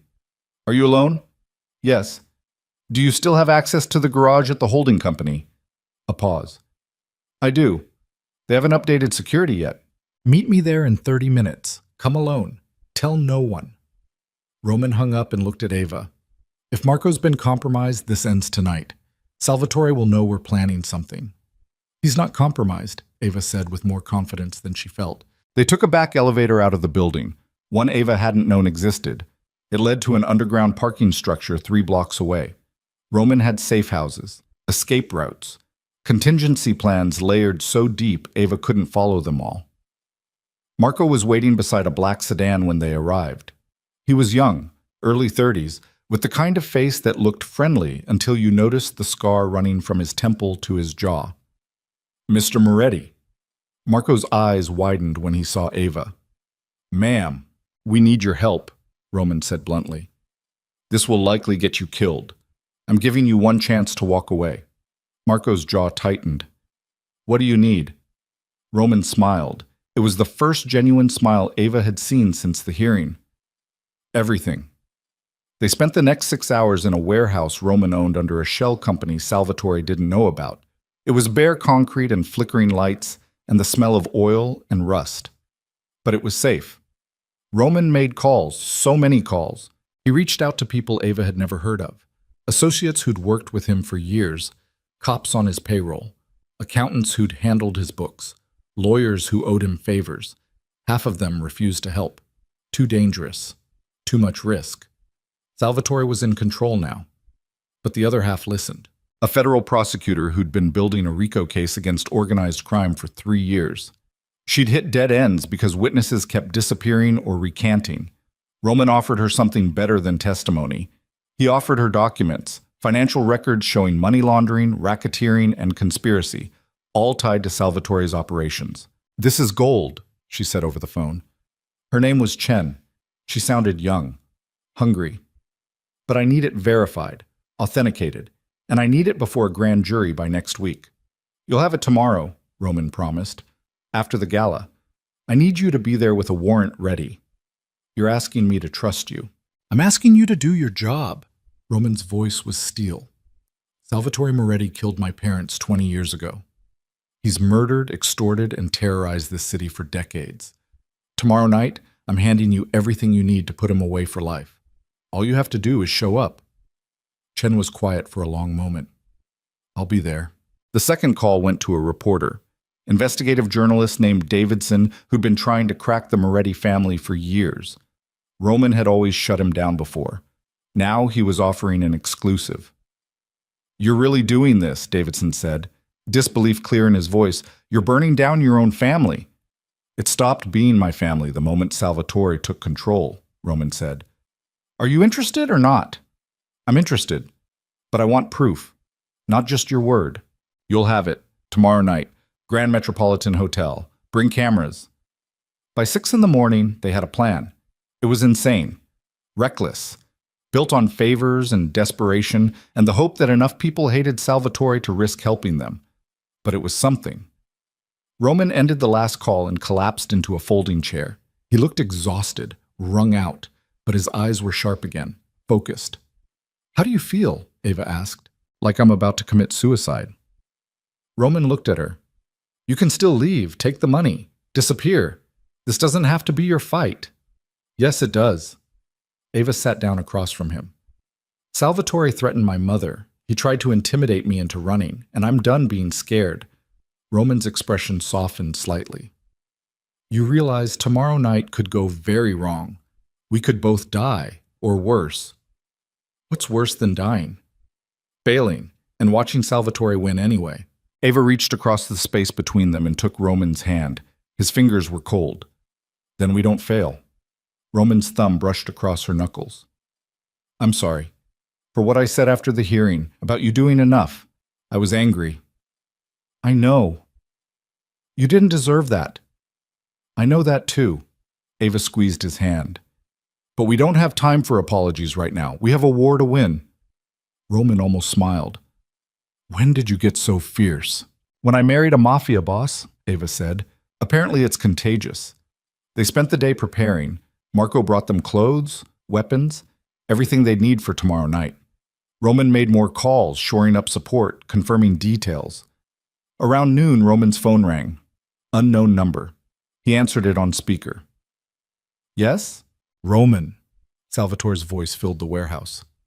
I'm disappointed. I expected you to run. Instead, I hear you're making calls, reaching out to old friends, planning something stupid.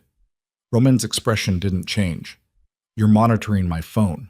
I'm monitoring everything. You're not the boss anymore. You're just another problem I need to solve. Salvatore paused. Here's what's going to happen. You're going to stop whatever you're planning. You're going to leave New York. And if you do that, I'll let you live. I might even let the girl live too.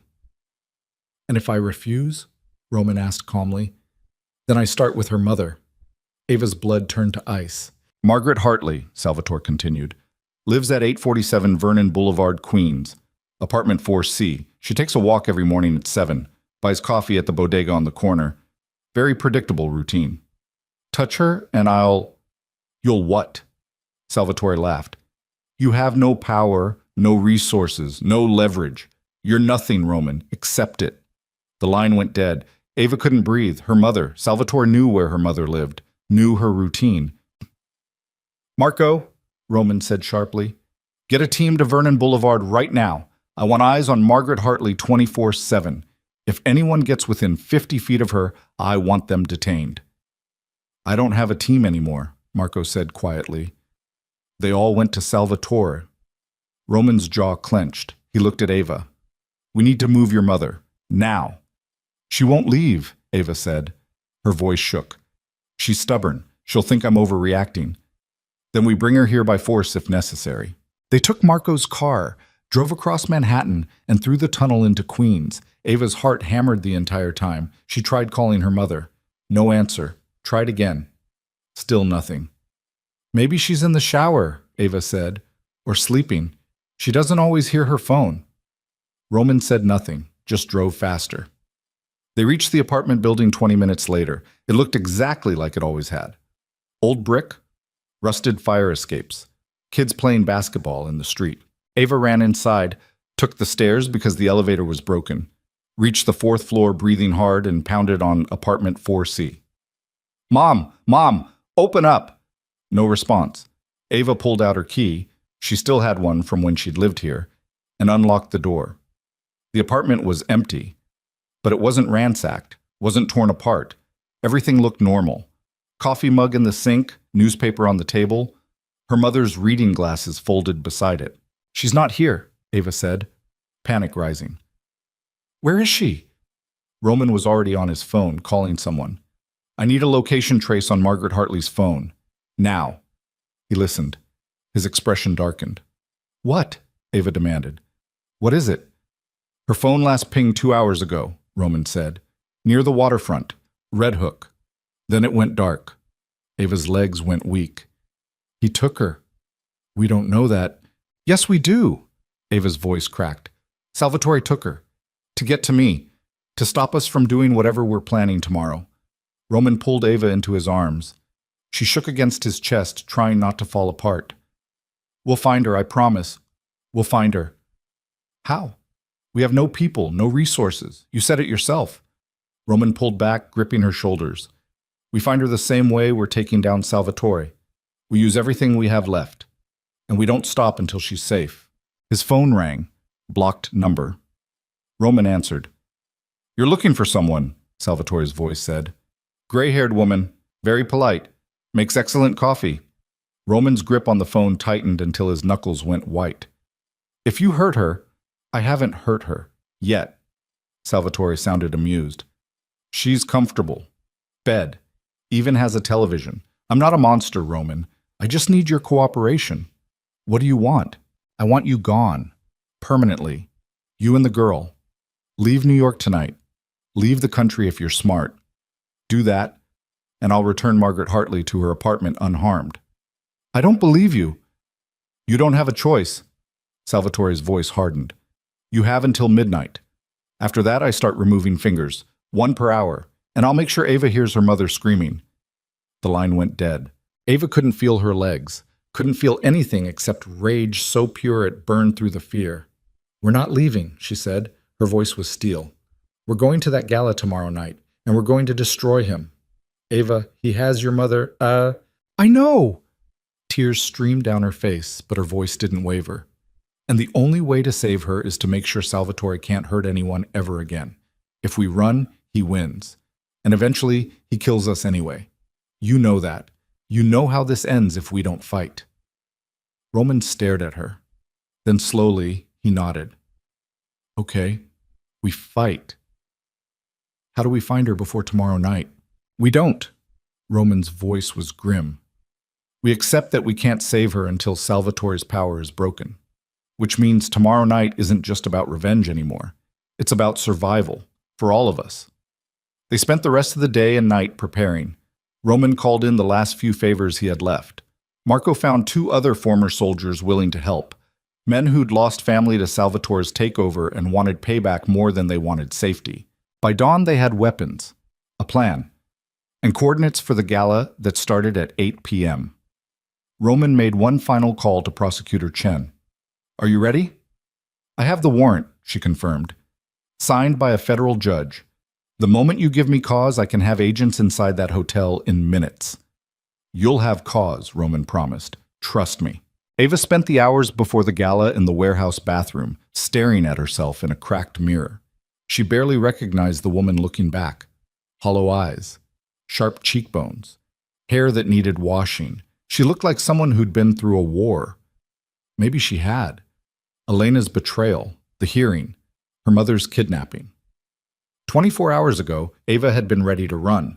Now she was preparing to walk into a room full of dangerous people and light a match. Roman appeared in the doorway. He was dressed in a tuxedo, perfectly tailored, elegant, dangerous. He looked like the man she'd first seen at the cathedral, the king attending his own execution. It's time, Roman said. Ava wore black, a dress Marco had acquired from somewhere, fitted and elegant but easy to move in. No jewelry except the wedding ring she still hadn't taken off. Her hair was pulled back. Her face was bare of makeup except for dark lipstick that made her look severe. She looked at Roman in the mirror. What if this doesn't work? Then we die trying. Roman's expression was serious.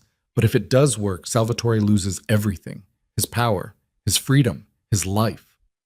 Good, Ava said. She turned to face him. Let's go kill a monster. The Grand Metropolitan Hotel took up an entire city block in Midtown. It was old money and new power wrapped in marble and gold. By the time Roman and Ava arrived, the gala was in full swing. Town cars lined the street. Photographers worked the red carpet. Security checked invitations at the entrance. Roman walked straight past them. When security moved to stop him, he said 3 words. I'm Roman Moretti. They stepped aside. Inside, the ballroom was spectacular.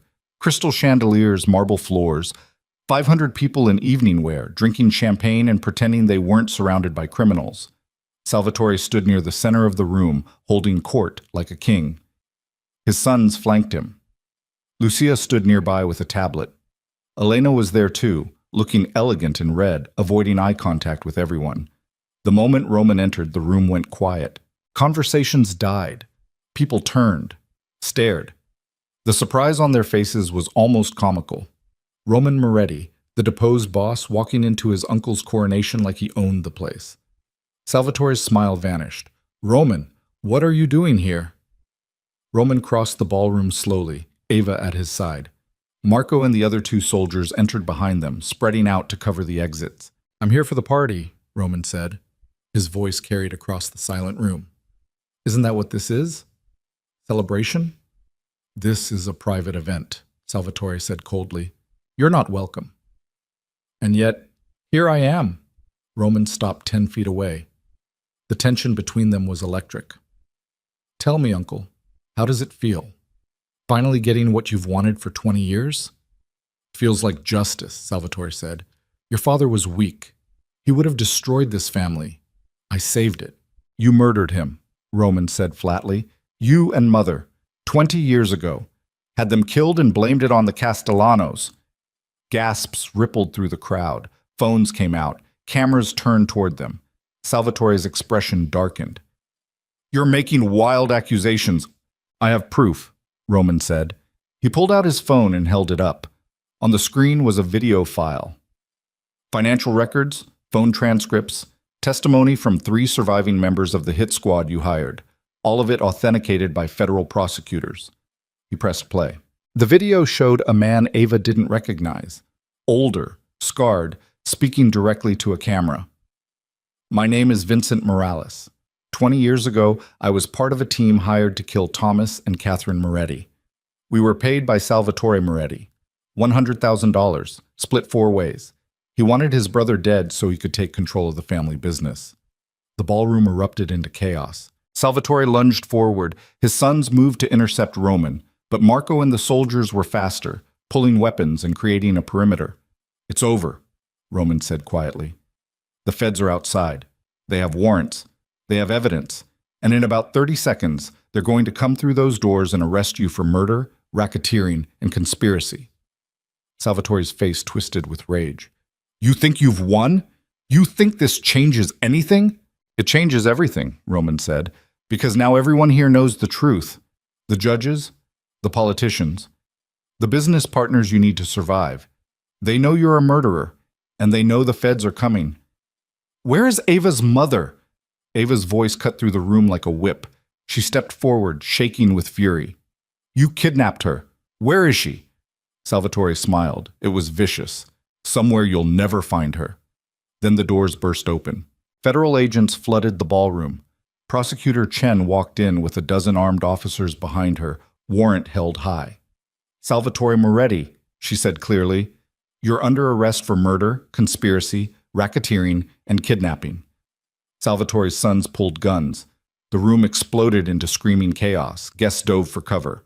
Agents shouted commands. Gunfire erupted, sharp cracks that echoed off marble and crystal. Roman grabbed Ava and pulled her down behind an overturned table. Bullets tore through the air above them. Glass shattered. Someone was screaming. Stay down! Roman shouted over the noise. But Ava wasn't staying down. She saw Salvatore moving toward a side exit, using the chaos as cover. His sons were laying down, suppressing fire, keeping the agents back. He was going to escape. Ava broke from cover and ran. Roman shouted her name, but she didn't stop. She ran across the ballroom, dodging bullets and fallen chairs and terrified guests, and threw herself at Salvatore just as he reached the exit. They went down hard. Salvatore was bigger, stronger, but Ava had rage and desperation on her side. She clawed at his face, screaming, Where is she? Where's my mother? Salvatore backhanded her. Pain exploded across Ava's face. She tasted blood, but she didn't let go. Then Roman was there, pulling Salvatore off her and slamming him against the wall, his forearm pressed against Salvatore's throat. Tell her, Roman growled. Tell her where Margaret is, or I swear to God I'll kill you right here. Salvatore laughed even as he choked. Red Hook, Warehouse District, Building 17. He smiled through bloody teeth. But you'll never get there in time. My people have orders. If I don't check in by midnight, they kill her. Roman's expression went murderous. His hand moved to his side where Ava knew he'd concealed a weapon. Don't, Ava said. Her voice cut through his rage. He's not worth it. Let the feds have him. Roman hesitated. The gun was in his hand now. Salvatore saw it and actually laughed. Do it, Salvatore taunted. Kill me. Prove you're just like me. Just like your father. Just like every Moretti who ever... Roman pulled the trigger. The gunshot was deafening. But the bullet went into the wall beside Salvatore's head, close enough that the man went white. You're not worth the bullet, Roman said quietly. He stepped back and let the federal agents swarm in. They dragged Salvatore away in handcuffs, still screaming threats. His sons were already down, surrounded by agents. The gala had turned into an active crime scene. Chen approached Roman and Ava. We got him. Thanks to your evidence, he's going away for life. He told us where Margaret Hartley is being held, Roman said urgently. Red Hook, Warehouse 17, but his people have orders to kill her if he doesn't check in. Chen pulled out her radio immediately. All units, I need tactical at Red Hook Warehouse District, Building 17. Hostage situation. Move now. She looked at Roman. How long do we have? Roman checked his watch. The clock read 11:48. 12 minutes, he said. And then he ran. Ava ran after him, Chen shouting at them to wait for backup, but neither of them stopped. They hit the street running. Marco had the car already moving, door open. They dove inside and Marco floored it. The drive to Red Hook took 9 minutes. They ran every red light, drove on sidewalks, Marco's driving absolutely reckless. The warehouse district was dark, abandoned, perfect for hiding someone. Building 17 was a hulking concrete structure near the water. No lights, no signs of life. Roman kicked in the door. They entered with weapons drawn, moving through darkness and rust and the smell of salt water. Mom! Ava shouted. Mom, where are you? A muffled sound came from deeper in the building. They ran toward it. Margaret Hartley was tied to a chair in the center of an empty room, duct tape over her mouth. 2 armed men standing guard beside her. The guards reached for their weapons. Roman and Marco were faster. 2 shots. Both guards went down. Ava ran to her mother, ripping off the tape, untying the ropes. Margaret was sobbing, shaking, but alive. Alive. I've got you, Ava whispered, holding her mother tight. I've got you. You're safe. Behind them, Roman stood in the doorway, watching. His expression was unreadable. And outside, sirens grew louder as federal agents surrounded the building. It was over. Salvatore Moretti was in custody. His empire was crumbling. The evidence would put him away for life. But as Ava held her mother in that dark warehouse, she felt Roman watching her, and she knew this wasn't really over. Not yet. Because they still had to figure out what happened next. Federal agents flooded the warehouse within minutes. Paramedics checked Margaret for injuries while Prosecutor Chen coordinated the arrest of the 2 guards Roman had shot. Both were alive, wounded but breathing. They'd talk eventually, add more charges to Salvatore's growing list. Ava sat on the concrete floor with her mother still holding her tight, refusing to let go. Margaret was trembling, crying, asking questions Ava couldn't answer yet. Roman stood nearby with Marco, speaking quietly to Chen, giving statements, explaining how they'd found the location. Through it all, Ava watched Roman. The way he held himself. Controlled, precise. Like he was already building walls again, brick by brick, sealing himself away from everything that had just happened. Ma'am. A paramedic knelt beside them, young woman with kind eyes. We need to take your mother to the hospital, just to make sure she's okay. I'm fine, Margaret protested, but her voice shook. I just want to go home. Mom, please, Ava said gently. Let them check you. Make sure you're really okay. Margaret finally nodded. The paramedics helped her onto a stretcher. As they wheeled her toward the ambulance, Margaret grabbed Ava's hand. Come with me, she said. Please. Ava looked back at Roman. He was watching her, expression unreadable. Go, Roman said quietly. Make sure she's safe. What about you? I have things to handle here. Roman turned away before Ava could argue. Marco will take you to the hospital. It felt like dismissal, like Roman was already cutting her loose, sending her back to her old life now that the crisis was over. Ava wanted to argue, wanted to demand they talk about what came next. But her mother needed her, and Roman was already walking away, phone to his ear, back in control. So Ava climbed into the ambulance and let Marco drive them to the hospital. The emergency room was chaos. Nurses and doctors moving between curtained areas, machines beeping, someone screaming in pain. Margaret was taken for x-rays and blood work, while Ava sat in a plastic chair, still wearing the black dress from the gala, blood on her hands from untying her mother's ropes. Marco brought her coffee that tasted like burnt rubber. Mr. Moretti wanted me to make sure you're protected. I'll stay outside the room. Protected from what? Ava asked. Salvatore's in custody. His people aren't, Marco said grimly. Not all of them. Some will try to avenge him. Others will try to fill the power vacuum. It's going to be messy for a while. How long is a while? Marco shrugged. Weeks? Maybe months. Depends on how many people decide to fight over the scraps. Ava closed her eyes. She'd been so focused on stopping Salvatore that she hadn't thought about what came after, the ripple effects, the retaliation, the fact that Roman's world didn't just stop because one man went to prison. Around 3 in the morning, a doctor came out, older man with tired eyes. "Miss Hartley, your mother is fine, dehydrated, some bruising from the restraints, but no serious injuries. We're keeping her overnight for observation, but she can go home tomorrow." Relief crashed over Ava so hard she almost fell. "Can I see her?" "She's sleeping, but you can sit with her." Margaret looked small in the hospital bed. Gray hair spread across the pillow, bruises on her wrists where the ropes had been, but her breathing was steady. She was alive. Ava pulled a chair close and took her mother's hand. Sat there in the darkness, watching her breathe, trying to process everything that had happened in the last 48 hours. She'd walked into the wrong chapel looking for a wedding. Now she was sitting in a hospital after watching a Mafia boss get arrested and her fake husband shoot at his uncle. Fake husband. The words felt wrong now, because somewhere along the way the contract had stopped feeling like a transaction and started feeling like something real. Ava looked at the ring on her finger. The massive diamond caught the fluorescent light. It was beautiful, expensive, a symbol of a marriage that legally didn't exist anymore because the council had voided it. She should take it off, return it, move on with her life. But when Ava tried to remove the ring, her hand wouldn't cooperate. Around dawn, Margaret woke up. She looked confused for a moment, then saw Ava and relaxed. "You're still here," Margaret whispered. "Of course I'm still here." Ava squeezed her hand. "How do you feel?" "Like I got kidnapped by the Mafia."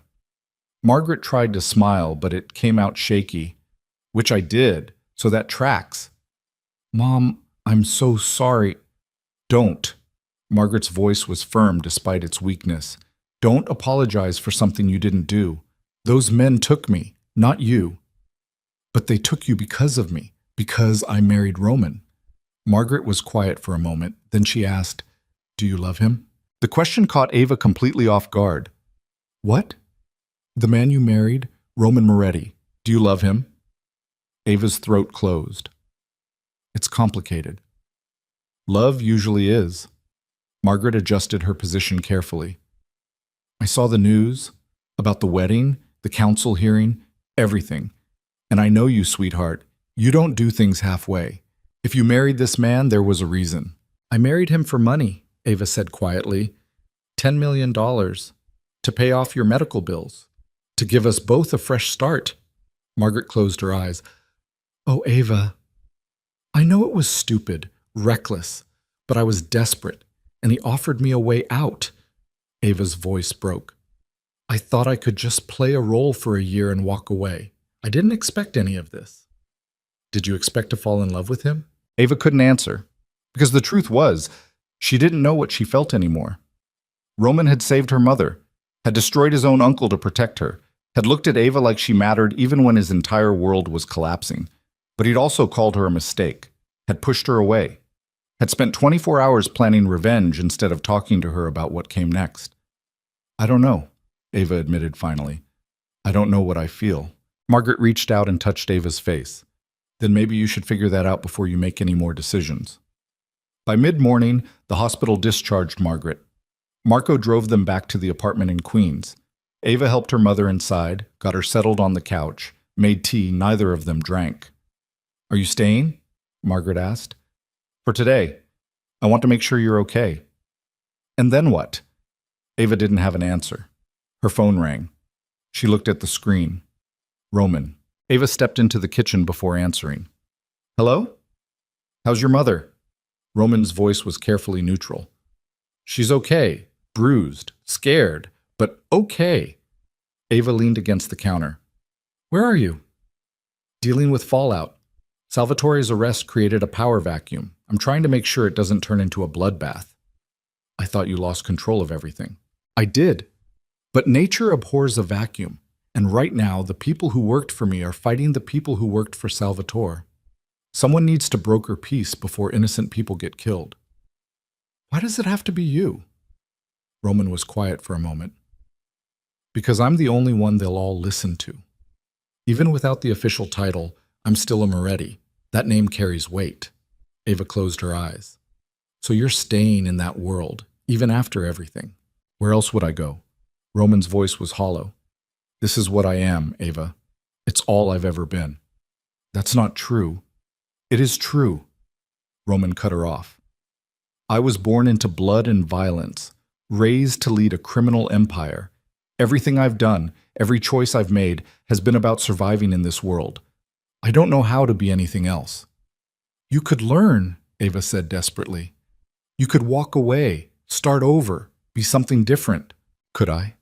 Or would I just be pretending again, playing another role? Roman's laugh was bitter. We're good at that, pretending. We pretended to be married, pretended to be in love, and look where it got us. The words hit like bullets. Is that what you think? Ava asked quietly. That it was all pretend? Roman didn't answer immediately. When he finally spoke, his voice was rough. I don't know what was real and what was performance anymore. All I know is the contract's void, the marriage is over, and we're both free to go back to our lives. What if I don't want to go back to my old life? Then figure out what you do want. Roman paused. The money's still yours, the $1 million. I'm having my lawyers transfer the remaining $9 million as well. You earned it. You held up your end of the deal even when everything fell apart. I don't want your money. Take it anyway. Build something. Start over. Do whatever you need to do. Roman's voice softened slightly. You deserve better than what I gave you, Ava. You deserve better than this world. What if better includes you? Silence. Then Roman said quietly, It doesn't. It can't. Because I'll never be better. I'll always be the man who put you in danger, who got your mother kidnapped, who dragged you into a war you never should have been part of. That's not... Goodbye, Ava. He hung up. Ava stood in her mother's kitchen, holding her phone, feeling something crack inside her chest. She'd survived kidnapping, federal raids, gunfights. But Roman's goodbye hurt worse than all of it, because it felt permanent. The next 3 weeks passed in a strange fog. Ava stayed with her mother in Queens, helping her recover, trying to figure out what came next. The $9 million appeared in her account exactly as Roman promised. Ava stared at the number until her eyes blurred, feeling like she was holding blood money. She paid off her mother's medical bills, her student loans, the credit cards, donated $1 million to cancer research in her mother's name, put another $1 million into savings, and still had $7 million left that felt like an anchor around her neck. Sarah called repeatedly. Ava finally answered. Where the hell have you been? Sarah demanded. You disappear from my wedding, then I see on the news you married Roman Moretti, then there's a federal raid and I thought you died. I'm fine, Ava interrupted. I'm sorry I missed your wedding. I'm sorry for everything. Are you really married to a mafia boss? Was married. It's complicated. Ava, what's going on? Ava couldn't explain, couldn't find words for what she'd been through. So she said, Can we meet for coffee? I'll tell you everything. They met at a cafe in Brooklyn. Ava told Sarah an edited version of events, the arranged marriage, the contract, Salvatore's attack, the resolution. She left out the parts about falling for Roman, about the kiss at the windows, about the way her chest hurt every time she thought about his goodbye. Sarah listened with wide eyes. When Ava finished, Sarah said, You're in love with him. I'm not. Yes, you are. I can see it on your face. Sarah reached across the table. What are you going to do about it? Nothing. He made it clear it's over. Did he? Or did he push you away because he thinks he's protecting you? Ava hadn't considered that. She'd been so focused on Roman's words that she hadn't thought about what they might mean beneath the surface. He said, I deserve better, Ava said quietly, that I should start over without him. And is that what you want? Ava looked at her coffee. No. But I don't know if what I want matters. Roman's right. His world is dangerous, violent. If I stay in it, I'll always be at risk. Then don't stay in his world, Sarah said simply. Make him come to yours. The idea settled in Ava's chest like a seed. That night, Ava made a decision. She started looking for studio space, found a renovated warehouse in Brooklyn with good light and affordable rent, signed a lease, bought equipment, began setting up a design studio of her own. Not Ava Moretti's studio, not the wife of a mafia boss trying to legitimize herself. Just Ava Hartley, designer, building something real with her own hands. She worked 16-hour days, designing logos for small businesses, creating brand identities for startups, taking on projects that mattered to her instead of paying the most. The money Roman gave her meant she could choose, could build something meaningful instead of just surviving. A month after the gala, Ava's phone rang. Unknown number. She almost didn't answer, but something made her pick up. "Miss Hartley?" A woman's voice. Professional. "This is Prosecutor Chen. Do you have a minute?" Ava's stomach tightened. "What's wrong?" "Nothing's wrong. I wanted to update you on the case. Salvatore Moretti was indicted by a grand jury on 47 counts, including murder, racketeering, kidnapping, and conspiracy. His trial starts in 3 months. We'll need you to testify about your mother's kidnapping." "I'll be there." "Good." Chen paused. "I also wanted to thank you. What you and Roman did providing that evidence, it was incredibly brave. Incredibly stupid, but brave." Ava almost smiled. "How is Roman?" "You haven't talked to him?" "Not since the hospital." Chen was quiet for a moment. "He's been busy, restructuring what's left of the family business, trying to make it legitimate. It's not going well. A lot of people don't want change." "Is he safe?" "Define safe." Chen's voice was dry. "He's alive, but he's made enemies.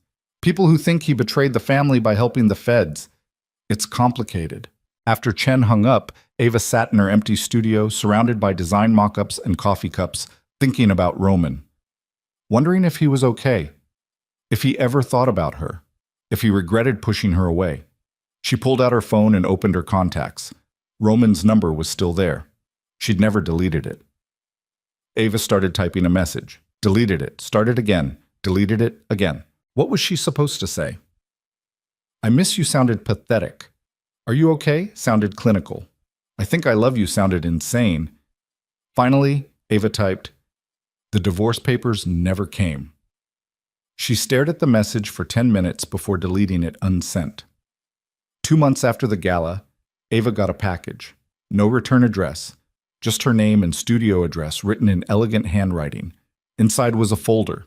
Legal documents, divorce papers, just like Roman promised. Ava's hands shook as she opened them. The paperwork was thorough, professional. It dissolved the marriage completely, split no assets because technically they'd never had joint assets, and required only her signature to finalize. There was a note paper-clipped to the front page. "I'm sorry it took so long. My lawyers wanted to make sure everything was ironclad, so Salvatore's people couldn't use the marriage against either of us later. Sign these and you're free, completely. No ties, no obligations. You can move on with your life the way you deserve. I hope you're building something beautiful." Ava read the note 3 times. Then she set the papers on her desk and stared at them for an hour. She should sign them, should finalize the divorce and move on. Roman had made his choice. He'd pushed her away, given her the money, and closed the door on whatever they might have been. Ava picked up a pen, put it down again, picked it up, and threw it across the studio. "Damn it," she said to the empty room. "Damn it, Roman." Because she didn't want to sign the papers, didn't want to finalize the divorce, didn't want to move on. She wanted Roman, wanted the man who'd looked at her like she mattered, even when his world was collapsing, wanted the dangerous, complicated, impossibly stubborn mafia boss who thought pushing her away was protecting her. But wanting him wasn't enough. She had to do something about it. Ava grabbed her phone and called Marco. He answered on the 3rd ring. "Miss Hartley?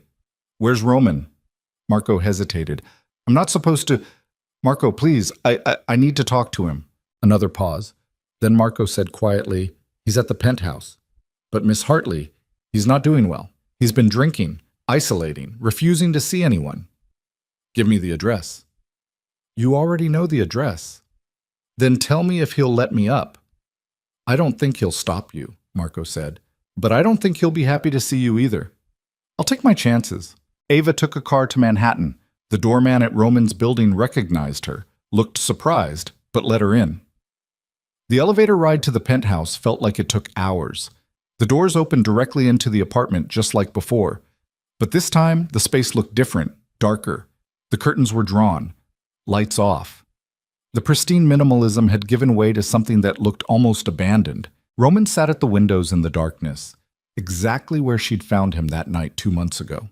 He wore jeans and a t-shirt. His hair was longer. He hadn't shaved in days. A bottle of whiskey sat on the floor beside him. "You shouldn't be here," Roman said without turning around. "I got your package," Ava said. "Then you know what you need to do. Sign the papers, move on. Forget this ever happened." Ava walked closer. "Is that what you want?" "What I want doesn't matter. It matters to me." Roman finally turned to look at her. In the dim light from the city below, he looked exhausted, haunted, like he'd been fighting a war alone for too long. "Why are you here, Ava?" His voice was rough. "Because you're an idiot," Ava said bluntly. "You think pushing me away protects me, but all it does is make us both miserable. You should be with someone safe, someone normal, someone who won't get you killed." "I don't want safe and normal." Ava crossed the remaining distance between them. "I want you, the real you, not the performance, not the mafia boss, not the man who thinks he has to carry everything alone, just you." Roman's jaw tightened. "You don't know what you're asking for." "I do. I'm asking for the man who kissed me at these windows and then pretended it was a mistake. The man who destroyed his own uncle to protect my mother. The man who looks at me like I'm the only thing keeping his darkness alive." Ava's voice shook. "I'm asking for you, Roman. All of you, even the broken parts. Especially the broken parts," she added quietly. Roman stood slowly. He was close enough now that Ava could see every detail of his face, the scar on his jaw, the exhaustion in his eyes, the way his hands trembled slightly before he shoved them in his pockets. "I'll ruin you," Roman said. "I ruin everything I touch." "Then ruin me." Ava reached out and took his hand, pulled it from his pocket, held it between both of hers. "I'd rather be ruined with you than perfect without you." Roman's control finally cracked. He pulled Ava against him and kissed her like he was drowning and she was oxygen. His hands tangled in her hair, her arms wrapped around his neck. The kiss was desperate, messy, real. When they finally broke apart, Roman pressed his forehead against hers. "I don't know how to do this, how to be with someone without destroying them." "Then we figure it out together," Ava whispered.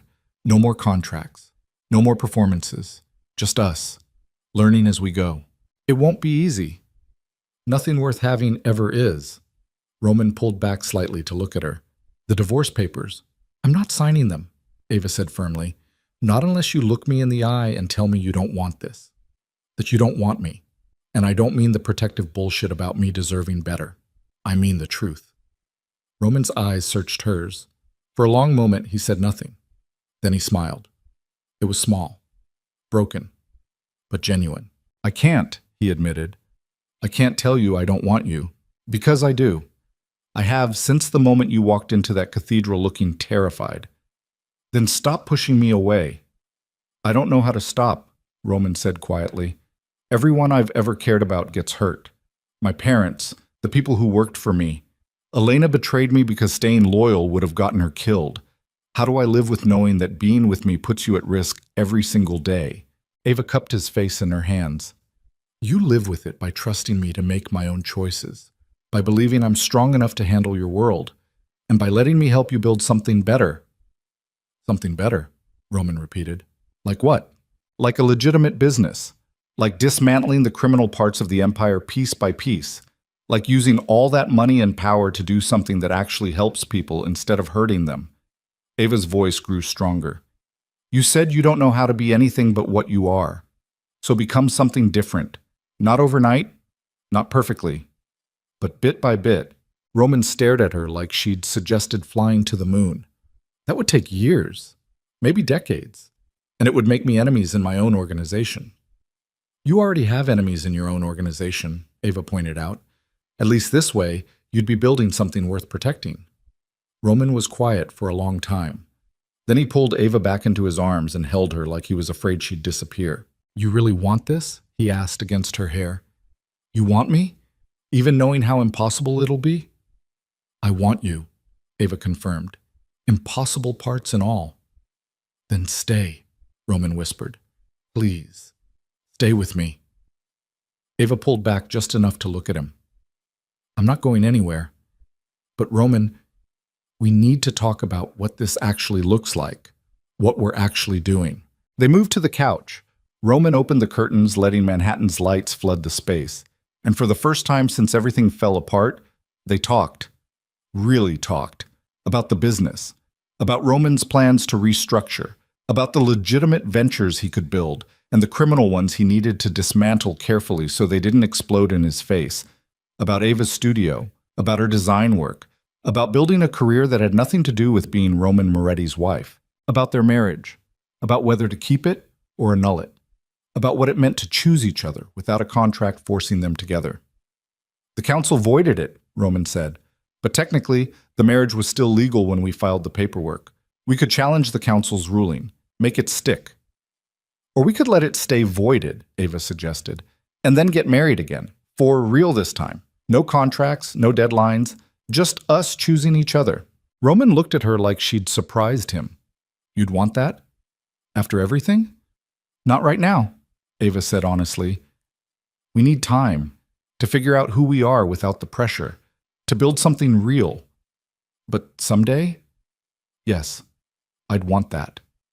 Someday, Roman echoed. He reached out and touched the ring Ava still wore. You kept this. I couldn't take it off. Ava looked down at the diamond. It stopped feeling like part of a contract and started feeling like it belonged to me. It does belong to you. Roman's thumb brushed across her knuckles. Everything I have belongs to you if you want it. I don't want everything, Ava said. I just want you. They sat in the darkness, holding hands, watching the city glow below them. And for the first time in months, Roman felt something other than rage and despair. He felt hope. The next morning, Ava woke in Roman's bed. Real bed, not the guest room. She was wearing one of his t-shirts. Sunlight streamed through the windows, and Roman was already awake, sitting up against the headboard, watching her. How long have you been staring at me? Ava asked, voice rough with sleep. Long enough to remember why I fell for you in the first place. Ava's heart stuttered. You fell for me? Probably the moment you agreed to marry me looking absolutely terrified. Roman's smile was soft. You were so brave, so desperate, and I knew immediately you were going to wreck me. Did I? Ava asked. Wreck you? Completely. Roman leaned down and kissed her forehead. And I wouldn't change a single thing. They spent the day together. Roman showed Ava the parts of his business he wanted to legitimize. Real estate holdings, investment portfolios, import companies that could operate without criminal connections. It would take time, careful planning, but it was possible.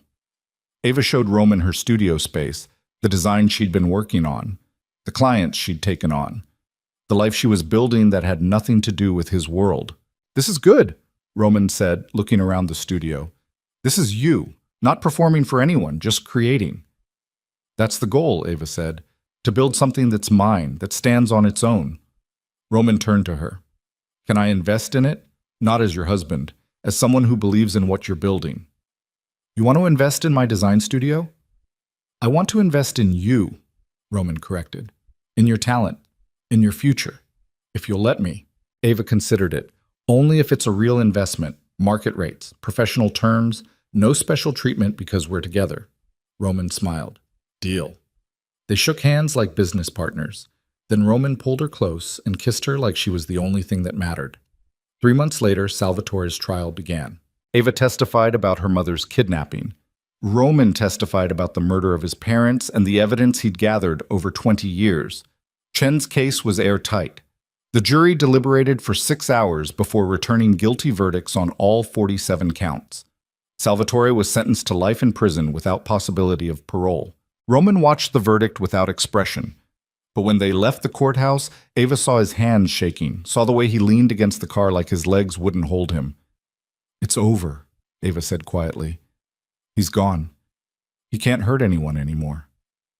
I know, Roman's voice was rough.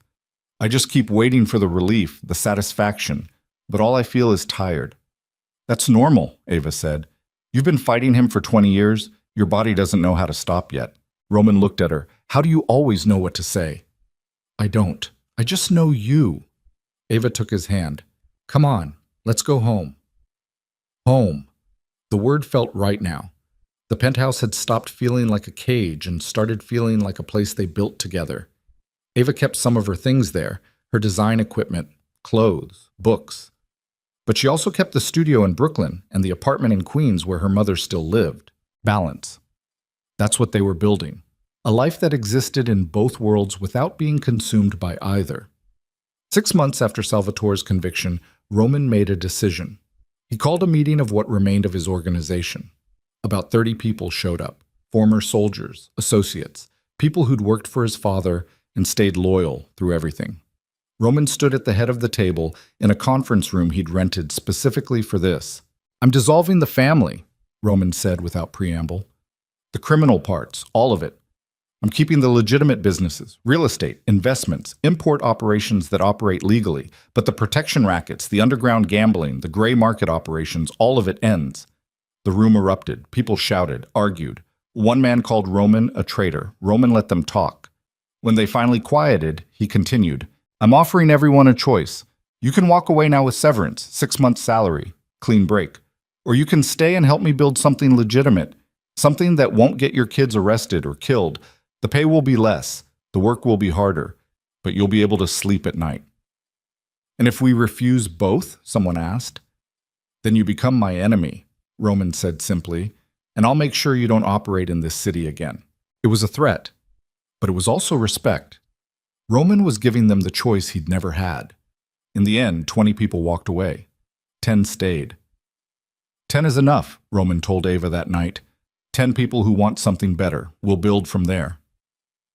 A year after the wedding that started everything, Roman and Ava stood in front of a small gathering of people they actually cared about. Sarah was there. Margaret, fully recovered, wearing a dress that made her cry. Marco, who'd become Roman's head of security for the legitimate business. A few other friends they'd collected along the way. No politicians, no Mafia associates, no cameras or press. Just a quiet ceremony in a garden outside the city, officiated by a judge who owed Chen a favor. "Do you take this man," the judge asked Ava, "to be your lawfully wedded husband? For real this time, not as part of a contract or arrangement, but as a genuine commitment." Ava looked at Roman. He wore a simple black suit. His hair was shorter. He'd shaved, but his eyes held the same intensity they'd held that first night. "I do," Ava said, and meant it with everything she had. Roman's vows were simpler than expected. "I take you, Ava Hartley, to be my wife, my partner, my conscience. The person who saw past the monster and found something worth saving. I promise to spend the rest of my life becoming the man you believed I could be." When the judge declared them married, Roman kissed Ava softly, reverently, like she was something precious he'd been given permission to keep. The reception was small, good food, better wine. Margaret pulled Ava aside at one point, tears in her eyes. "Are you happy, sweetheart?" "Yes," Ava said, and realized it was true. "I'm terrified most days. This life isn't easy, but I'm happy." "That's all I ever wanted for you," Margaret said. "Happiness. Even if it comes with complications." "Especially if it comes with complications," Ava corrected, watching Roman across the room. He was talking to Marco, probably about business, but his eyes kept finding her, making sure she was okay, making sure she was real. That night, back at the penthouse, Roman and Ava stood at the windows looking out at Manhattan, the same spot where they'd stood so many times before. But this time felt different. "Do you regret it?" Ava asked. "Walking into that cathedral? Marrying a stranger?" Roman pulled her closer. "I regret a lot of things. The danger I put you in. The pain you went through. Your mother's kidnapping. All of it." He paused. "But I don't regret you. I'll never regret you." "Good answer," Ava said, smiling.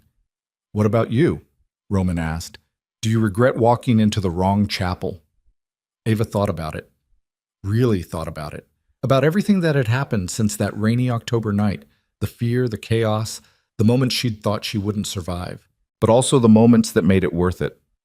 Roman's hand in hers. The way he looked at her like she mattered. The life they were building together against impossible odds. "No," Ava said finally, "I don't regret it. Because if I hadn't walked into that chapel, I never would have met you. And you're the best mistake I ever made." Roman laughed. It was warm, genuine. The kind of laugh Ava rarely heard but treasured when she did. "To beautiful mistakes," Roman said, raising an imaginary glass.